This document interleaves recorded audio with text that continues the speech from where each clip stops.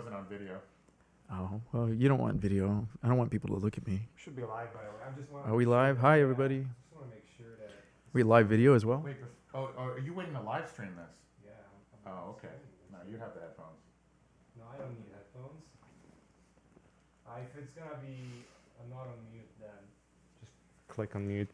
But There we go. Wasn't on video. we're fucking live. What about that? Was there a delay? Oh, that's freaky. Yeah, it's a delay. That's cool. We're only interested about this part. How's it going, man? Hey, Miche, how you doing? How you doing? Yeah. I'm pretty good. Pretty good. This is so we did a test a couple of days ago with Andrew on a black leather couch, which was probably a terrible idea to do. Sounds hot. It was actually pretty hot, I would say. It was pretty darn hot, man. I enjoyed it. What about fucking and stuff? Joking. Anyways, so I can't Dude. be on this podcast. We're going to talk First about of all- buggery. We can't do first of all, I'm just fucking happy to have you here, man. this. Hey, Miche, it's been a while. It's been like It's years, been a while. right? It's been years since we've actually seen each other, definitely worked together. So, yeah. Yeah, we've worked together for like 2 years now. Over 2 Over years. 2 years. Yeah. Clearly, Yeah. that's insane. Time's flying. Yeah, it was at least 2 years, and then I kind of left, and everyone was sad. We all cried. all Actually, cried. Naughty Dog slid into the ocean, the Pacific, from tears, a river of tears that just took the building with it, and it doesn't exist anymore. Well, clearly, I escaped. That's why. cle- clearly things are going better since I left. So that's kind of says something about me, right? Naughty Dog will exist without Miche. It's true. It's true. So for those who are joining us and don't know who Bruce Straley is, Who doesn't know who Bruce who is? doesn't it? Yeah, like if you're watching this and you don't know who Bruce Actually, it's is, more like who the just fuck is get Bruce the Straley? dude. So yeah, maybe let's just introduce you a little bit. I'm Bruce Talk about your Straley. I think that's past. been established. Oh God, yeah. I mean, if that's enough, I mean, yeah, we could also say like just go Google who Bruce Straley is. I don't know if that will come up with anything. I've been trying to wipe Google of everything. I want it to not exist. That's my attempt to just not exist. Oh boy. But anyways, so maybe let's start with like your background and just figure out, how. I make video games. I directed a game. What the last one? Let's work in backwards order. Uncharted 4.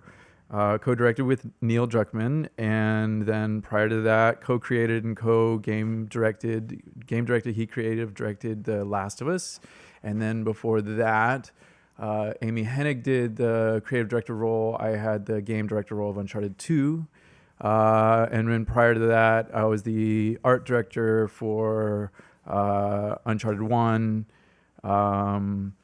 And then the Jack and Daxter franchise. Been at Naughty Dog for, 16 years or so, something like that. Since, actually longer than that now that I think. I hate doing the math on things. I got there at 99, so that's actually coming up on 18 years. Yeah, 18 years. Coming up Holy on, shit. I think it's the end of 2017, it'll be 18. So definitely 17 So years. you've been longer at Naughty Dog than I ever been worked alive. ever. It is funny though. There are people in the industry who, when they find out how long I've been making games, I've been in the industry since '91. Yeah. I came out to California, got my first job in games in '91, and there's people who are like, I was 6 years old when you made your first game. Yeah. It's, people tell me that, and I'm like, that doesn't make me feel very good. No, but it should, Well, it shouldn't because you're kind of old. It just tells you it's a long process, man, to like do anything. It takes a while. It takes a long time to become good at anything you attempt to do, right? That's really my experience shows, like, doesn't matter how big my ego is, what I think I know, every single project, every single year, I learn something new. And I think as long as we're still being challenged, then it just takes a long time to do anything, to learn anything. So what got you into video games? Like, that's because, like, for instance, when I'm talking with artists and when I'm talking with creatives in general, it's just there's always seems to be like this one defining moment for a person that it's kind of a hobby. I kind of like doing this and that, but then I saw like a film or something happened in my life and like shit, I want to do that. Did you have anything like that? So or you had a kind of- conscious decision. You were just like, I want to do that, and you pursued it. Yeah. Yeah, I think that's a modern concept, pursuing your dreams. Like for me, it was, I did go to art school, but it was only because my mom kicked me out of the house and she's like, you're going to school. Right. And so the only thing I was good at was drawing.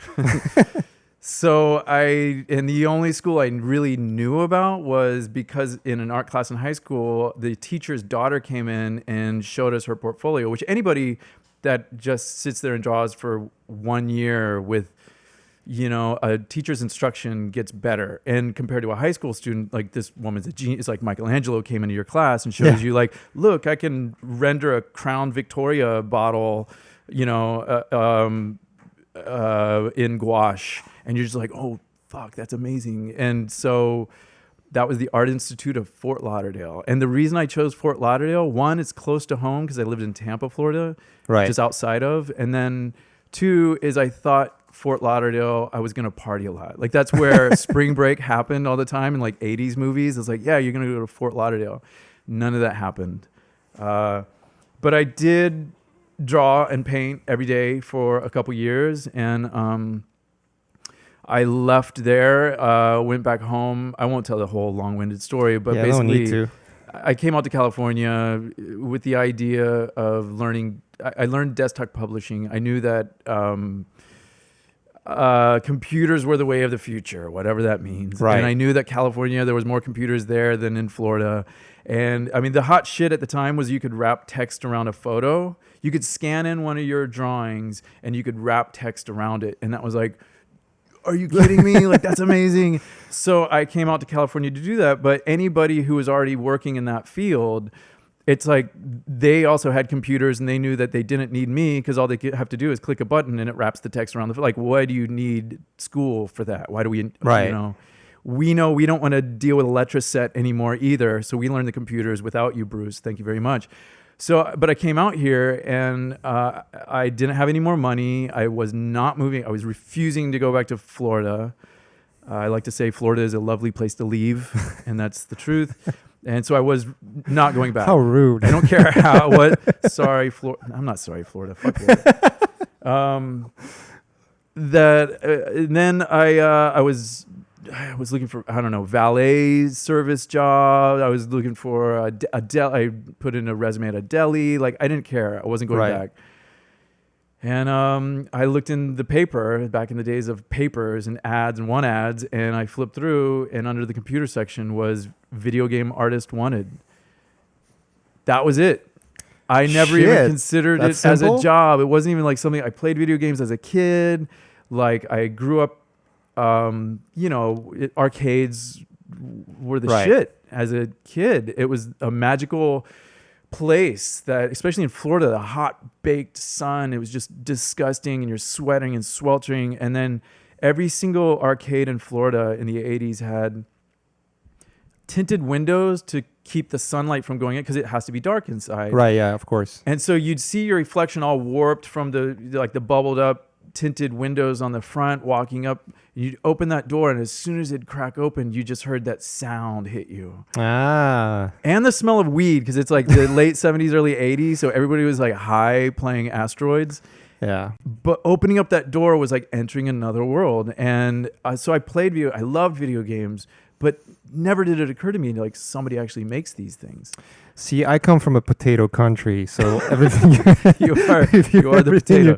Everything you describe is basically like, whoa, I can picture this sort of as a concept art, but that's nothing I've ever seen in my life. That's as far as it gets, and it'll be wrong. Everything's gonna be like off just a little bit. No, we had like everything was made out of wood, and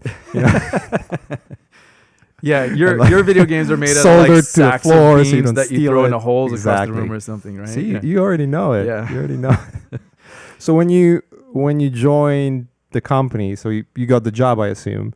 Because otherwise, where the story goes, right? Well, yeah. Well, the job I had before that was working at Walmart. Right. So I went in thinking that you go in, you speak to the manager, like with your resume in your hand. I had long hair. I had it like down to my navel at the time. I had hair. That's one, and it was long. And so I put it back in a ponytail. I had a white collared shirt and a tie. Because this is like, you're going for a real job. You want to go speak to the manager and tell them, like, yes, sir, I'm really interested in working at your company. And the lady at the front desk, because it's a corporation, it's a company, and they have a secretary. And you walk in and you ask to see the manager, and she looks at me cross-eyed, just like, what are you talking about? I just can't come in the street, off the street. But they took my resume. By the time I got home, there was a message on the answer machine saying, we'd love to talk to you tomorrow. I drove in. Next day, I did the interview. Must have been really desperate. Apparently, well, there's the company that did Teddy Ruxpin. So I think they were just getting into video games. Like, video games were the thing. This guy's an ex-Mattel guy. Mm-hmm. So video games were sort of this new concept. I want to get into that. Right. Sega Genesis had just come out. Like, one of the only games out was Sonic the Hedgehog, which the guy who did the interview, who was the lead programmer at the play, his claim to fame at that point was he wrote the code for the thermometers that you stick in your ear and you just click a button and it reads your temperature. So he wrote the code for that. And so they make physical things, like Teddy Ruxpin is a tape player that reads signals off the TV during the VHS, subliminal to ours, like a different range than our ears pick up, and Teddy Ruxpin responds, oh my God, he's alive. Like, these are those people. So video games are this next money-making adventure that this guy wants to get into.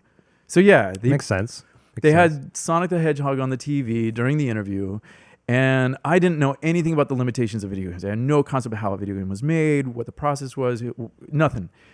But I did know that there's a paint program called Deluxe Paint, which had like thousands, that was a big deal, of colors at the time. Right. You could do gradients, and you could cycle the gradients, and you could animate flip book sort of things. And, for some little, I don't know, just I used gouache paints and learned how to gradate from white to black. And suddenly you're in a computer with thousands of colors. It's pretty mind blowing. And when he showed me Sonic the Hedgehog, he says, so do you think you could do something like this? I looked at it, and it's like 4 colors, and there's this little character barely animated on the screen, and rings that fly out, and everything's checkerboards. And I'm thinking, like, thousands of colors, cycling palettes. Like, I have all that. And I'm just like, naively, whatever. That's easy. No problem. He didn't know how to make a game. I didn't know how to make a game. So we're both just like, sure, why not? By the time I got home, they said, like, we'd love to have you. And that started my career. Like, late, I think in like October 91, something like that, I got in. That's so weird hearing that, dude. It's kind of 91, dude. I can't even think I know.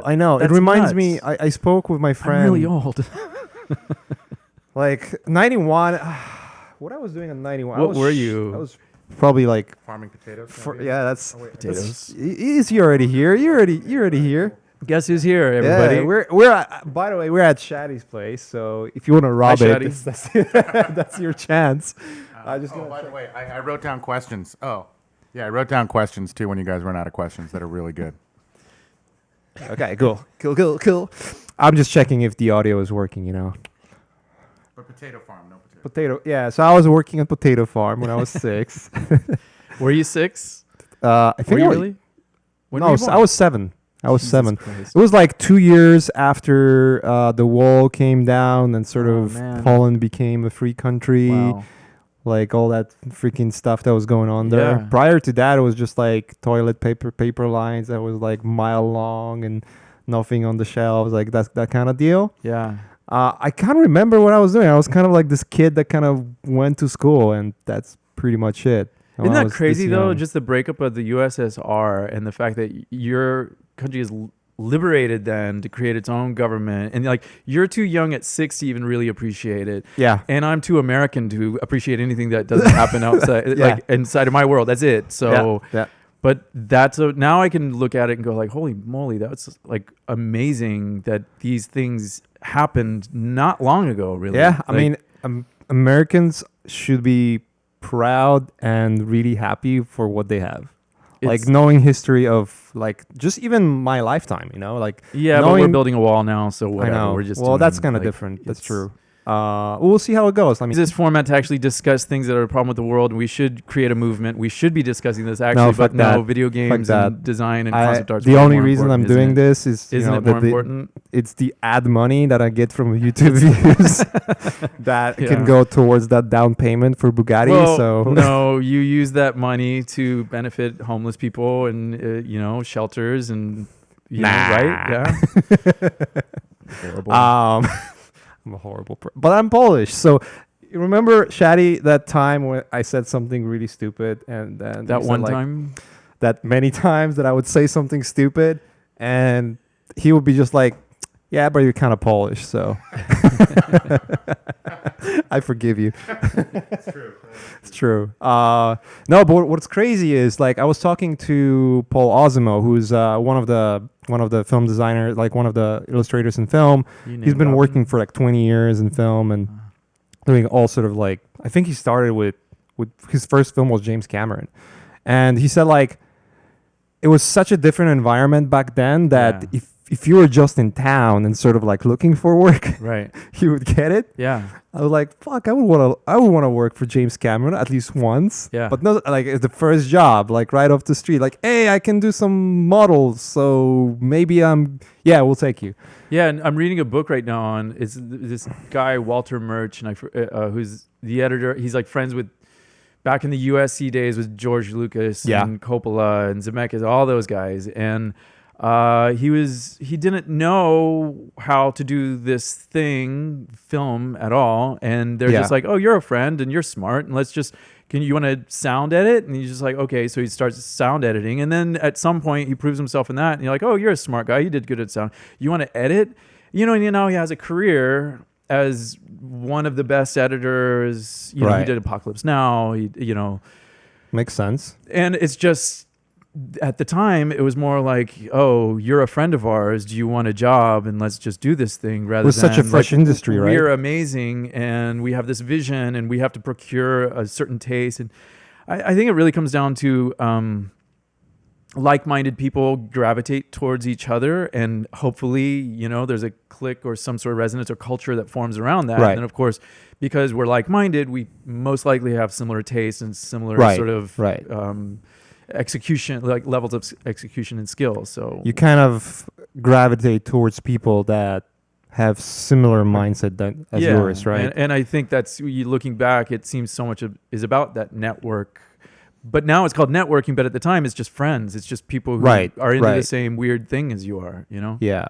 Well, what's interesting here, though, is, like, as you said, like, we kind of take you from the street because, we kind of need someone, and you're a friend, and you're kind of like mine. And I think the idea there is, like, hey, if I think I can do it and this guy is my friend, it's sort of like thinks the same way, then I'm pretty sure he can figure it out. And I think the beauty of it is sort of like proves the point that, it's all all it takes is really mileage, like, because you don't have you didn't go to like a school of video games design or anything like that. You kind of went there to figure it out. Didn't exist. Nothing Exactly. exists in video games. It was like the inception of video games industry, pretty much. Within the last 10 years, places like how old is Gnomon? I mean, even if it says it's 25 years, what it was doing wasn't video games or like so specific to what it's doing now, right? And Gnomon still owes me money, by the way. I did a class. I taught a class there years ago, which I'm sure was useless. I don't know if anybody got anything out of it, but it was like background design in video games or something, like layout design, something like that. And I think it was $2,500. I had to fill out some paperwork, and I'm really bad with that stuff, so I never filled it out. And you owe me $2,500 now. I'm good friends with Alex, so I'll edit it out. Dude. No, it's all good. So how was actually working in games for you? Because like you guys just didn't know what the fuck you were doing, I'm guessing. Sort of more or less. Well, the guy who ran the company didn't even play video games or have. Again, he was a moneymaker. He was just looking at like ways an entrepreneur. Yeah, exactly. Right. How does he get more revenue into his company? Yeah. Exploiting kids. That's his thing. How do I exploit children in a non-sexual way to get money from the and So video games were the next hot shit item. He had a couple programmers which also didn't play video games, but they were programmers. It's more, everybody at that time was also they had an electronic engineering degree. There Yeah. was no such thing as a computer science degree or anything like that. It's so funny we're talking about this and I just feel vintage, man. But You had it's those more, phones that you have to like dial. a modem, you mean, where you Yeah, had the yeah, phone yeah. and a rotary phone? Rotary phones. Oh yeah, we had with or actual- the save cord. icon that was actually what you write on, like your discs. yeah, we played with dirt. Yeah. Yeah, that was like what our form of You fun. like and entertainment. hammering. So what was the first property he got? He did know enough to get a franchise or a character or something, and Right. that was this thing called, what is it? Robosaurus. It was Robosaurus. Mm-hmm. So in areas like white trash areas have these things called like monster truck rallies, and this is like where you line up a bunch of like old wrecked cars, and you have this gigantic truck and big knobby tires, Mhm. all jacked up, like, you know, as big as like 4 cars high, and it has a ramp, and it sees how many of these demolished cars it can jump over or that it can run over, and that's like to like heavy metal music, and you know, flames shoot out of the exhaust, and this is awesome. And You should do it with the proper, Saturday. Dance with the devil at the gates of hell. Come to the Monster Truck Rally down in Tampa, Florida. Ride 'em, dude. Yeah, that's the monster that. truck rally. Yeah.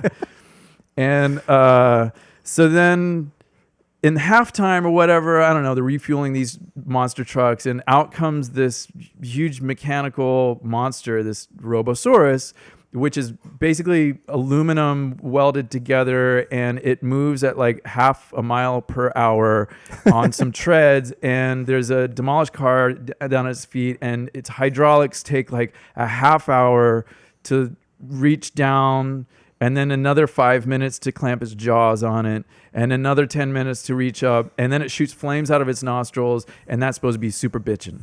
So he got the IP for Robosaurus, and he wanted Robosaurus to demolish. I think the concept was that aliens invaded Los Angeles, and Robosaurus was going to save the day. So that was my first thing. Sounds as interesting as a baseball game. You're pretty right there. And so it was really trying to get Robosaurus to be interesting, and my first time animating something, learning about limitations of video games, memory, how to get art on the screen, etc. And at the time, I'm not going to get into the rigmarole, Yeah. but there were hoops. And that's the thing that you learn instantly in video games is it's fascinating to try to do something creative inside of the box. That's the first thing I learned is it was interesting to realize that we only had 14 colors that you could paint with rather than thousands. And so then you're playing with things like how you dither pixels next to each other, and using the fact that you're a CRT monitor, which bleeds some of the colors a little bit to get other colors beyond just your 14 limited palette. Right. Like those are the tricks that you're exploiting with the technology. So, but that's the fun of it, is suddenly you're realizing that's what games are all about. How to limit the constraints in such a way that you're forced to come up with interesting solutions and be creative. Yeah. Which is all I've done for the rest of my career. As much as technology evolves and advances, and every, 4 years it doubles, or 7 years it doubles. I forget what the paradigm is, but Can't remember it here either. comes Shadi. Can you Watch tell out. us an anecdote about that as it applies to Uncharted 1 or 2? This What is if I sexy. I like this. Yeah. Just Okay, can this move thing? Can this thing move? Okay. Oh, we're gonna do Okay, like cool. Okay, get all then I'll Janet come here Jackson a little on bit, it. A little bit. Yeah, I want to know. That's awesome. On Uncharted 1 and 2, though, what was a thing that was like you had to work around? Like, I want to hear about like a flaming plane that was about to crash and then got pulled up last minute, like on Uncharted 1, for example. for limitations specifically, or No, just like during what production? happened. What was something maybe that was a disaster that got solved on Uncharted 1, and then maybe on Uncharted 2. Okay, so Uncharted 1, the big question mark. This is pretty well known. It's out there, but I mean, for us in production on that game, we learned a lot about what not to do, and that has to do with we took on one new technology because we came from the PlayStation 2 to the PlayStation 3. And for some reason, we just thought like the PlayStation 3 was going to be able to fly, spaceships to Mars and, solve world hunger. And it was going to be the solution for everything. And so we hired a bunch of people from the film industry who had never made games. And Naughty Dog's a very flat hierarchy. So we didn't have the structure to take care of the people from film, because film is used to a very, very, very hierarchical structure. Like film has the clipboards walking around saying like, how's that asset doing? When is it done? How far behind are you? So And you they hired adjust film it. writers? No, not writers. It's film. Like we had programmers, people who do like, they did like The Day After Tomorrow, where they rendered like the water scene in Day After Tomorrow. And that one water shot took them literally 6 months to do about 22 seconds worth of footage in the movie. Whoa. But we have to do that kind of water shot every frame, 30 frames a You second. hired tech people from film. We like hired tech programmers people. from film. We hired concept artists from film. We hired some artists from film. You're like, we're making a film now, so let's get it. Yeah, Let's we get have the film people. technology. We Yeah. have the power. Let's just go crazy. And so that's one of the things is we thought that the technology was going to allow for way more flexibility than it did, what it turned out to. And then the other thing is we didn't have the hierarchy structure, the structure at Naughty Dog to take care of those people. So we're a very get out of your seat, DIY, very proactive. If you need to figure out something, you figure it out. You get out of your seat and you go to talk to Film whoever you doesn't need. work like that. Film isn't that at all. It's you have a producer that's going to come around and check on you. And I'm not talking about, these are generalizations, but I'm just from experience from Naughty Dog and what happened. So there were a bunch of disgruntled workers who, of course, then the technology, the feat that they were trying to do, which is like, how do I render The Day After Tomorrow in 30 frames a second live? Right. Because we In the need engine. water in Yeah. engine from scratch. And an engine, for people who don't know, means I think they know within the engine. working processor of the PlayStation 3, as opposed to rendered out separately and then videotaped, basically. Oh my God. So that was one People need thing. to know And then when things started falling apart, which of course you can see, like the writing on the wall, that's not going to work. Nothing in that situation I just laid out is going to work. And we're trying to build a new IP. We're creating a whole new And this is concept of Uncharted a video 1. game. All this is coming This is to Uncharted pass. 1, which we're coming from Jack and Daxter, where Jack and Daxter, right, cartoony, lighthearted. You have the sidekick who's like real smarmy and is smack talking, wisecracking kind of, kind of furry. Everybody had, even films at the time, it was all about the wisecracking sidekick. Right. And that was kind of the paradigm at the time, was like you have the main character and his wisecracking sidekick, and they're going to go on an adventure together. So what happened with these people? So some people got purged. And Well- then and then the game was in what state, and how did you guys fix it? Well, we didn't know what the game was. Making a new game is insanely impossibly hard to begin with. Just Why? making a game that's a sequel to a game, because the technology is always changing. We can't just come out with the same game 2 times. You just can't cut and paste technology and mechanics, etc., because everybody in the industry is constantly moving, and you're going to get left behind instantly. And your fan base is going to be really let down by the fact that, I've just played this game. Like kind of the mystery, there's only so many surprises that you can unveil to a player using a certain amount of mechanics or circumstances that you And when try you to say design. mechanics, you mean like jumping, shooting? Yeah, mechanics. Yeah, I think people know throwing a mechanics. Do rope. people know mechanics? I don't Vijay? Do we think- need I to think you break might be down? I don't think not everybody Oh my not know what that means. This is an God, art blog. This people- isn't a game blog. Oh, Jesus By mechanics, you mean jumping, shooting, Yeah. throwing a rope, that kind of stuff. Yeah, yeah. Yeah. So, Yeah. right. So where are we talking about? Well, right now? so in 1, you said between 1 and 2, the mechanics. Okay, had so to change so that it was I'll fun. just say everything changed, right? Personnel changed. Everything except really our hierarchy at Naughty Dog changed. And even then, we tried Jason. That was the first game that Jason and Andy were officially out of the studio as well. Right. So we're trying new leadership as well. Jason and Andy. Everything. Jason and Andy founded Naughty Dog and then sold it to Sony. They created Naughty They Dog created from it, scratch when they were yeah. like And then teenagers. Sony bought the company Just from them. Google all this stuff. Yeah, well, you I'm have just saying, questions. get people up to go on, speed. So Jason and Andy left. Vacuum of leadership could be. It's not a vacuum. No, Evan Wells and Stephen White were in charge at the Stepped time, up, and yeah. well, they were. I mean, Evan proved himself on Crash Team Racing to be an amazing designer and leader, and then since that was the sale of Naughty Dog from, I think after Jak 1 is when it was sold, and so from throughout the Jak franchise, Jason was trying to really step away as much as possible and let Evan become the leader and somebody that the company could look to as, okay, we know Evan's in charge, and just go to Evan. So when Jason stepped away, there wasn't a vacuum at all. Cool. And but we have no clue how to make this new game. We have no clue what this Amy Hennig had an idea for. And it's not really well communicated. Games are, don't say Amy, just don't, Chatty, don't. Google Amy Hennig. Don't. Okay. And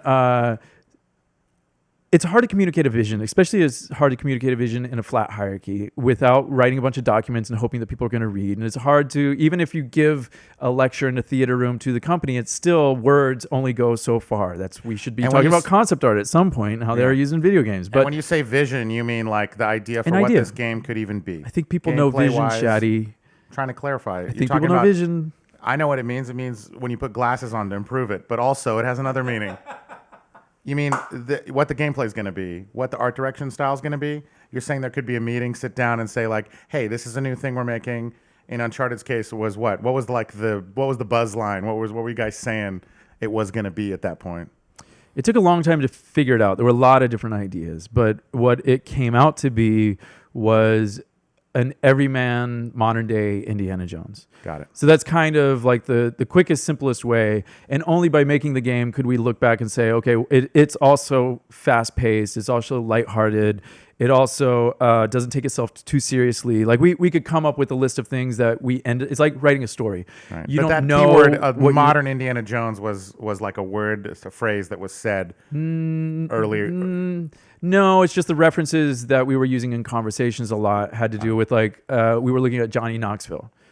Johnny Knoxville isn't your average for a hero, for like a model for the main character. It wasn't about his grandfather who died and gave him the mission in life, and he's gonna feel like this sentimentality towards the war. And the gun he made from scratch, and that has sentiment. And then he's got this wristwatch thing, this chain that wraps around in a belt, and he's got this cool fluffy hair, and he's got like all that shit that happens with character design. Let's talk about fucking character design. Let's talk about concept art. Yeah. So that was the paradigm. That was the standard at the time in video games. Was More flamboyant. Just over the top. Like crazy, flamboyant is good. Like Final Fantasy kind of. The over the top imagery had to be the selling point. Like, right. Oh, he looks cool. Like, what is quote unquote cool?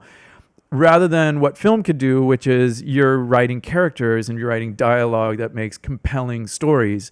And that hadn't been done in video games before. Yeah. So what Amy and the team, all the design part, this is like, here's the thing. Names, I hate names.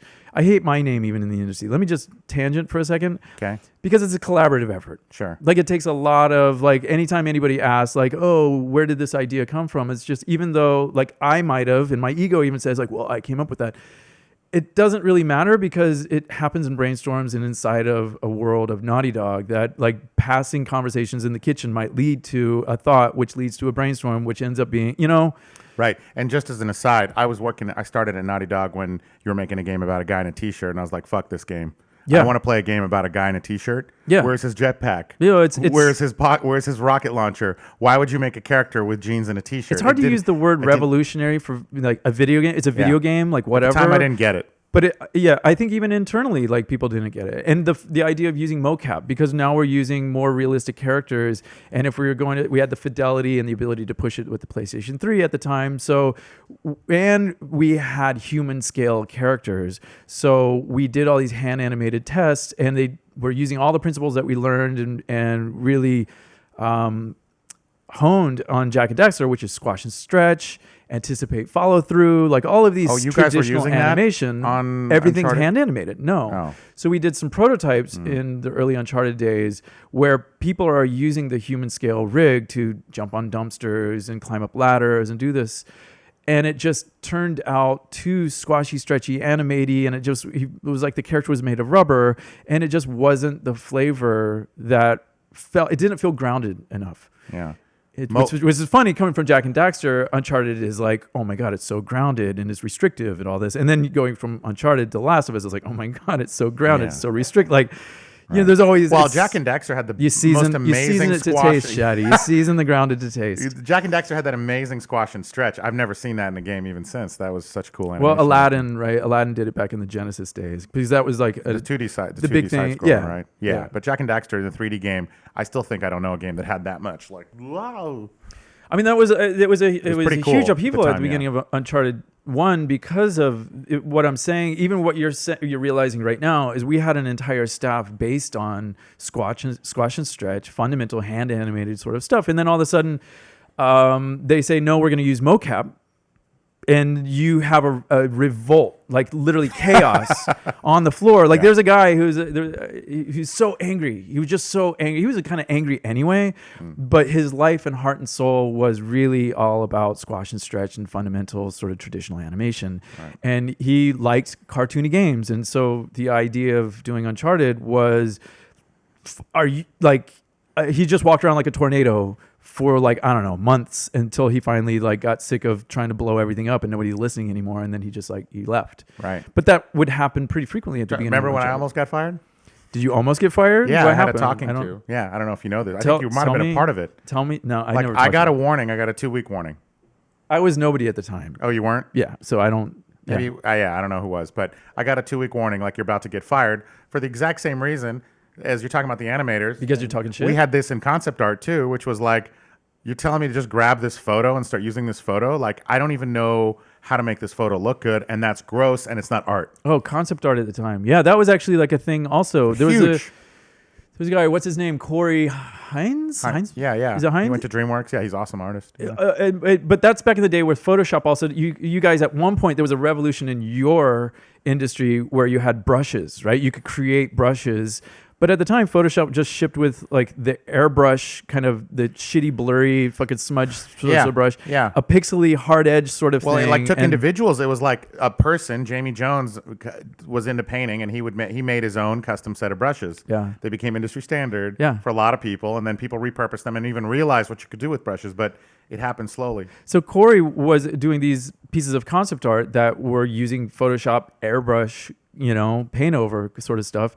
And then all of a sudden, some other artists we got in, and these were some of the guys from, I think they were from school, but they had learned from film guys that they started also using photos and photo bashing before it was a word, photo bashing, right? Yeah. But of course, at the time also, it looked really bad. Lighting wasn't really consistent. bad. There was no 3D incorporated. There was all the stuff that you guys have learned over the years. None of that was there at the time. Yeah, or none of our eyes were trained. I mean, the first person, person I saw to do it well was this potato farmer over here. Yeah. That was actually the first concept art that I saw true. that had photos, and I was like, wait, you can make photos look good if you know what you're doing? Yeah. And talking about like changing the density of the photo and putting a subtle like smart blur on it to make it match with the painting style. Those kind of that kind of nuance that integrates the whole thing. Yeah, it was mind blowing when he came on for The Last of Us and started doing that stuff. It was another one of those like revolutionary little moments, and like, oh my god! And then everybody around him had to step up. Like, you couldn't look at a Photoshop airbrush sort of dumb fucking painting again and be like, well, what are you doing? And he would lock his computer when he went to lunch and merge all his PSDs because they're used to hoarding resources where he comes from. You know what I mean? I'll tell you why we lock computers, Naughty Dog. Because like if you come back and you don't do it, it's gonna be a completely different paintings. Yeah. Lots of dicks. You can't hear Shaddy saying it right now, probably, but like dicks. Yeah, you can. Lots of dicks were on the paint. Yeah. Okay, so end of Uncharted 1. I remember vaguely. I wasn't as involved as you, and you were an environment artist at the time. Okay, but you wanted so let me just really quick wrap up this one thing, which is simply, so we had eyes bigger than our stomachs in the simplest way to put it, in every which way on Uncharted 1. And very quickly, we found out the technology was incapable of doing what we had to rewrite. We scrapped the engine from Jack and Daxter, so we had to rewrite that from scratch. That was dumb. The engine is the programming behind how the game actually works. Nobody knows what an engine is. It's not a real engine. Okay. Continue. The cars running in the video. So you had to scrap the engine from Jack. You thought you could repurpose it, but you couldn't. Not repurpose, throw it away. You threw it away. Yeah. You thought you could use it, but you couldn't. No, repurpose me. Yeah. It was scrapped tossed. completely, and we had to write everything from scratch. New Yeah. physics. We wrote a physics engine from scratch. We wrote the AI from scratch. We wrote everything from scratch. Just how things are rendered from scratch, which was really not smart at the time. But at the time, we didn't know. We simply didn't know any better, and that's why you can see when we even moved. Just to fast forward real quick, moving from the PlayStation 3 to 4, and coming out with Uncharted 4, or really Tilu Remastered was our first step. And like, okay, let's take something and port it over. We already have the engine. Let's see what we can do to improve bells and whistles and lighting and get our frame rate up and minor improvements. But it's really how do we even get the engine running on the PlayStation 4, which then allows us to make Uncharted 4, which is also a sequel in that franchise, which means that you don't have to recreate the wheel from scratch again. So we're smarter as far as how we get our tools Right. and our team and our language and everything up to standards. Is there of anything about the PlayStation 4. PS3 versus the PS4 that made it easier to move that engine over, or you guys were just like, No. hey, we're gonna? Well, I don't know. use Maybe the a same programmer knows and says yes, Sure. but no. Sure. It was more a concept that we collectively had between PS2 and PS3. So to it was hard because you had to redo everything. End of Uncharted 1. How many years out is this before the game is supposed to ship, or before the game did ship? Oh, I don't remember. But then as you redid everything, it I mean, at the obviously time, ended the up game, going well. I think the game took, I don't know, numbers are bad. 3 years, probably 3. But as it was solved, you rewrote everything. You're talking about rewriting the lighting engine and all that stuff. Towards the end of the game, it worked out. The game came out and it was a great game. So how did it? Well, all some of the problems were like when we rewrote our tools, the tools are used to like compile code and compile art into the game so it runs on them. So you take it from a PC format and it has to kind of like, it's almost like you're shoving it through a bottleneck or a filter, which are your tool sets, like how you're processing the data to then get into the game and get it running on the PlayStation 3 at the time. And our tools were written in a way that, again, it was by somebody who'd never made a video game before, and he's been given the entire responsibility. Like your tool, your pipeline, your code and tools pipeline are literally kind of the skeleton that your entire production is based on. If you don't have good, solid tools, your production will screech to a halt instantly, and that's exactly what happened. Every artist would try to check in their work at one time or build a level at one time, and the tool would just like lock up, and you just heard it across. Like Naughty Dog has an open floor, it's like an open floor plan. There's not a lot of walls or anything there, and you would just hear people yelling off of the like echoes, it was like you had the Grand Canyon going fuck. I know that would happen when I would mass send out Lemon Party, like the same thing. Just a ripple Jesus effect. Christ, Ripple man. of, no, No, what? Stop it! Yeah, exactly that. So okay, Back in the Donkey day, Chicken- by the way, the guy who I was talking about, who's the animator, like who split the Angry Tornado, we were working on Silicon graphics machines, which at the time you could take Ooh, over from. Silicon graphics I know that was like a machines. big deal, It's a huge deal. huge deal. Back in the 90s. By the way, that's still the mouse and keyboard I use to this day on the PC Oh, that's so because that's adorable. what I learned on. It's I adorable. love the feel. I love the click of that keyboard. Anyway, and you could take over from remote access. You could take over somebody else's monitor. And at the time, Goatee was the big thing. Yeah. We were So talking about that you're one. in the middle of working, and all of a sudden you're rotating a model around. You're zooming in on something, and all of a sudden Goatee pops up on your Great. monitor. It's great. Like Shenanigans. random Goatee. Yeah. That was before. Which is better than the email, because the email you have to actively you have to be a look at it. participant. You're This is complicit. before there was HR in video games. Yeah, you're right. That's true. Yeah. There was a time okay. where we had a fart machine at Naughty Dog, and like there were two guys. I won't mention names or anything, but every day somebody would walk by, push a little button, and Yeah, amazing. would come out, and that would. How did Uncharted 1 come together from your perspective? You were an environment artist. That game was great, right? And at the end, what happened? And what did you guys think it was a year before out? And what changed? And how did it come together? Well, it started off as Johnny Knoxville was our lead hero. We kind of modeled a guy that looked like Johnny Knoxville, and he wore jeans and a sort of jersey shirt like Johnny Knoxville. Sure. But gameplay-wise, And oh man, it went through a bunch of different iterations of it had no shooting at one point, then it had lock-on shooting at another point. No It shooting? had, Yeah, I mean, it was like we were just figuring out what the fuck the game was. But like the levels were a lot of the levels were in there, and there was no shooting. There was just climbing and No, we didn't have levels done. Oh. I mean, it's like everything. Here's the thing, man. You know, but the audience doesn't know. Like video games are just flying by the seat of your pants. You think Right. you have an idea until you get it in the game, and then you realize that your idea is complete shit. And nobody likes it, and it's not fun, quote unquote, whatever that word fun is, but it's not engaging. Yeah. And then all of a sudden, you have to rethink everything and go like, okay, we're trying to put a game out to keep all these mouths fed and roofs over their heads, and try to get a chance to make another game. Sure. And so it has to be good enough to sell a couple copies. It's not fun. Nobody's going to play this game. And it's So I gonna guess my tank. question is: the game ships on a day. How long before that day is the don't last know. moment? Why are I'm you not asking asking that for question? You specific can't ask dates. that. What I'm asking is, at what point? I'm asking a bunch of different ways. At what Give the point? mic back to Mitch. At what point did it turn around? What happened to solve these problems? Right, like 6 months out. What was the come to Jesus moment where you guys were like, "How? Okay, this is what's fun. This is what needs to happen. This is what we're going to change. This is how we're going to make these levels." Like, how did that go down, and how close to the end of the game was it? There were probably a couple things. One is we definitely scrapped some of those tools just to get the game up and running. So a lot of those tools got rewritten, and we kept the base minimum of like what we didn't have to absolutely change. And the other things that were just absolute bottlenecks, we got rid of those and changed those. A lot of things like we had highfalutin concepts of how like the traversal system, meaning the way the character moves around in the game, was going to be.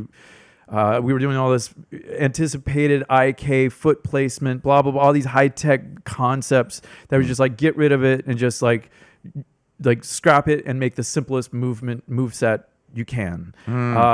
Do things like, we were playing, there was a core group of us, like maybe there were probably 8 of us every night that would go home and play Gears of War. We played multiplayer online, and that was the first Gears was awesome.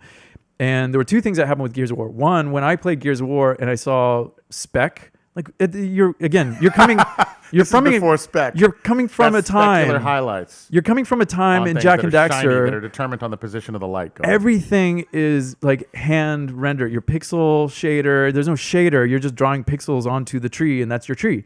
So the concept of a shader, what a shader is, the concept that lighting interacts with the shader, and the math of the shader gives you spec highlights, Fresnel angles, and fall off. Like it can blend 2 textures together. It can do magic. What that means is like, just real quick, you're saying So it's like Photoshop layers. You have 2 different layers. it's and not you do an like that alpha because blend. when the camera's moving, that means the reflection is moving on the object. That's that the means spec. You already it's talked about that. changing. Oh And my same God, with all the Shaddy. shaders. That's what shaders I hope you guys do. are entertaining. Yeah. This is horrible. That's what shaders do. the mic People back. need to know.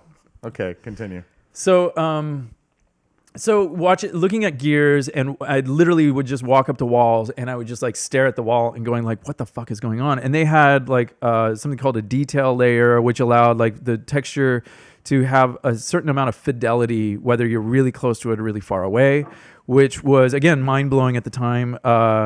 Oh, the texture would change as you got closer. Yeah, and it's just not MIPS. It's something else. It's detail layers on the shader. They had amazing specularity, which everything, if you look back, is just like, oh my God, spec crazy. Spec on everything. It's yeah. like made of tinfoil. But at the time, again, this was all new. We had to over push everything because it's all new. It's like when lens flares became like the hot shit in Photoshop. Like everything had a lens flare on it. Yeah. And so Mache still uses lens flares, I think. I think no, not anymore. He makes his You're own. done. He makes his own. He captures the sun and puts the essence of the sun into his images. So then, So Gears was a huge thing. You guys are playing Gears on your own. I brought Gears into Christoph Ballester's office, and we sat there and played it and looked at it and went like, "How the fuck? What are they doing? Oh my God!" And that really kickstarted this whole kind of rendering revolution of like trying to figure out what we are doing with it's like lighting, a year big out? lighting. Dude, time. I don't know. Okay. It was. Okay. Rats leaving a sinking ship. All I know is there's like, in the simplest way, there's probably, I don't know, 12 of us. Yeah. Out of the whole team, which wasn't as large as it is now. I don't know. Maybe there's 85 to 100 people at Naughty Dog. Probably 80. I'm guessing, just guessing. 85 people at Uncharted 1. Evan Wells or something like that could tell you. Sure,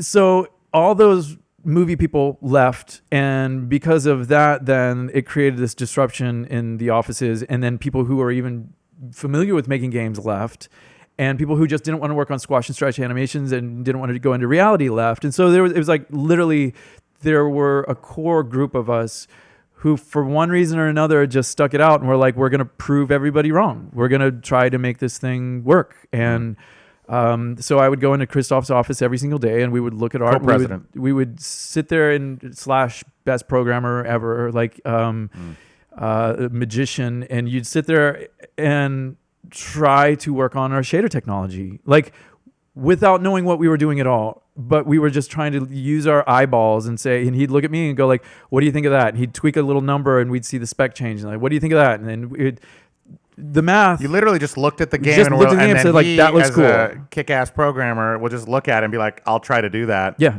And then he does it and you come in and you talk about Well, it. there's papers and other things. I'm sure, programmers always have the resources. But yeah, Naughty Dog is filled with amazing wizardry motherfuckers who, Right. you That have say, nothing to you do with present a art. problem. Yeah. Yeah, and they're going to be like, I can figure that out. Let me just, give me a I think day. they really are the And- unsung heroes because we make pretty pictures and we're like, I guess do it at some point. Oh But no! Without programmers, you programmers can't do are shit. just masters, yeah. Programmers are what makes the tools get you the game in, like from the PC into the world of games and allows you to iterate quickly.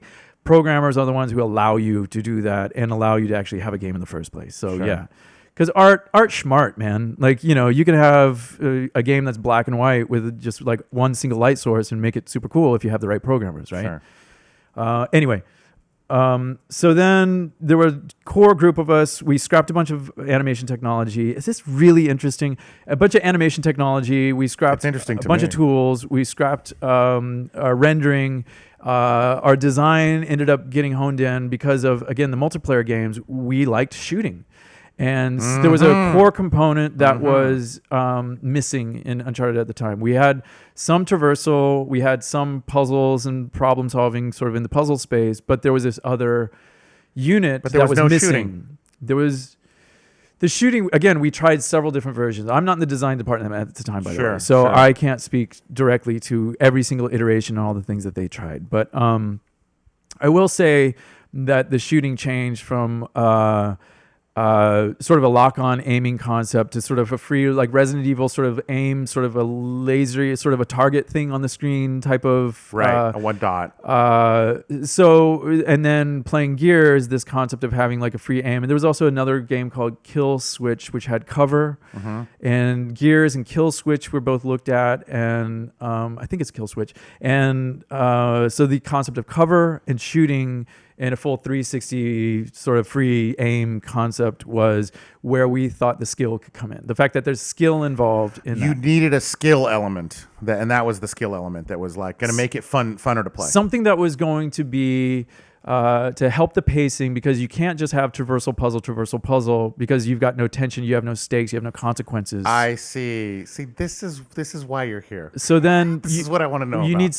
need something that, yes, skill, and Yeah. you also need consequence. You have to have something that says like why am I challenged to go for it? The story alone. And you have games coming out now, they call them walking simulators. It's a bit of a pejorative, but still, like Stanley Parable is genius and beautiful in the way the story unravels, but it's a walking simulator. What is? Stanley Parable. Oh, is that a game? PC game. Okay, and cool. you should play it. Everybody should play it. It's amazing. Okay. And- Stanley Parable. Yeah, and it's one of Dear Esther. There's a bunch of games which are you're just a camera. It's a first-person game. You move through an environment, and the story kind of unfolds. Or there's, in Stanley Parable's case, it's narrative on top of you walking around the environment, responding to your actions, like triggers and what you're doing. But you're not doing anything except walking. You're looking at doors or choosing to go through one door through another, and then the dialogue changes. So a story unravels just by moving through. But that is only sustainable for a short amount of time before you're like, okay, either this story has to be really super compelling. You're not going to make an 11 to 15 hour game, like something that has to be AAA, like, right? You have indie games, you have AAA games, AAA are the big budget ones. You want to sell those for $50-$60. That means they have to be 10 hours, whatever average time length, or have a multiplayer online component that keeps people coming back. It has to be worth their money, right? Right. So, And you're saying that in order if to you're- fill that out, you can't just go puzzle walking. It's You going to need- get boring. You need a skill base. And your story can't be compelling enough just doing that. You need something that's skill-based, that has consequence, that gives a player a challenge. and forces them to overcome sort of the challenge to feel fully engaged. Is this something you discovered after Uncharted 1, or is this something you knew at the time? So boring to talk. I'm like design 101. Like It's actually the most interesting thing possible to talk about, but I can give you back the mic because that's what I'm trying to get to. We can talk about fart machines, but I want to hear about what it is to make a game and the specifics of what someone who's a master of making games knows about it. And for me, telling me that there's an element of skill base that you knew at the time or didn't know, that's interesting. everything's again, we don't know until you figure out, and then the game is boring, and then suddenly you're like, what's it missing? And you serendipity, right? You walk down the street, you meet somebody who happens to be, I don't know, they just want a lawyer and they want to fund your company, chatty, Right. and you're like, oh, cool. Like you play Gears of War, and suddenly you're like, oh my god, this is amazing. We're having fun. Why are we having fun? Oh, we're missing this element. Or you meet me, you know. And, Yeah, and suddenly your whole career changes. Thank you, Mache. Yeah. No, Mache is a master. He is the biggest, huge. Your penis is so big. Mine is so small. So at the time you didn't know about this element of like, oh, you need to have some shooting mixed in with some stuff. You figured out these things as you went, is what you're saying? Yeah. All of our so basically there was a core group of people. We scrapped everything and somehow got the game out the door. Like there was just literally a scramble, and it wasn't until the game was done and shipped and you played it that you realized that you had something new. Yeah. You had a new character and a new world, a new paradigm of storytelling, which and one of the big things was like having voiceover of the characters, like dialogue spoken while you're walking around inside of a level. Yeah. Like, that was like a big deal at the time. Like nobody knew it, but the concept that Amy took footage of the game into the recording studio and she had the actors just kind of freestyle riff over the gameplay, Over the imagining stuff that they would say in character though, Yeah, because there's yeah. enough written and everything, so they know the characters. So it's late in production. That was awesome. That was mind blowing. When I sat down and played the game, by the way, as a concept artist, because I wasn't into it. I got into it enough to not get fired, but like I wasn't into it really. And then I sat down and played it, and I was like, "Oh, I see." It's Like a sum Jack of all and Daxter parts. had it. It's a There were sum other of all games that parts. had it, but it didn't have it to the level of the degree that Sure. it was, and the characters of. And that concept of like, there's a guy in a t-shirt and jeans, but he's serving a purpose. That's why he's like that, because he's a person. He's not a concept art character. Yeah. That was the first time I knew of that as a thing. Yeah.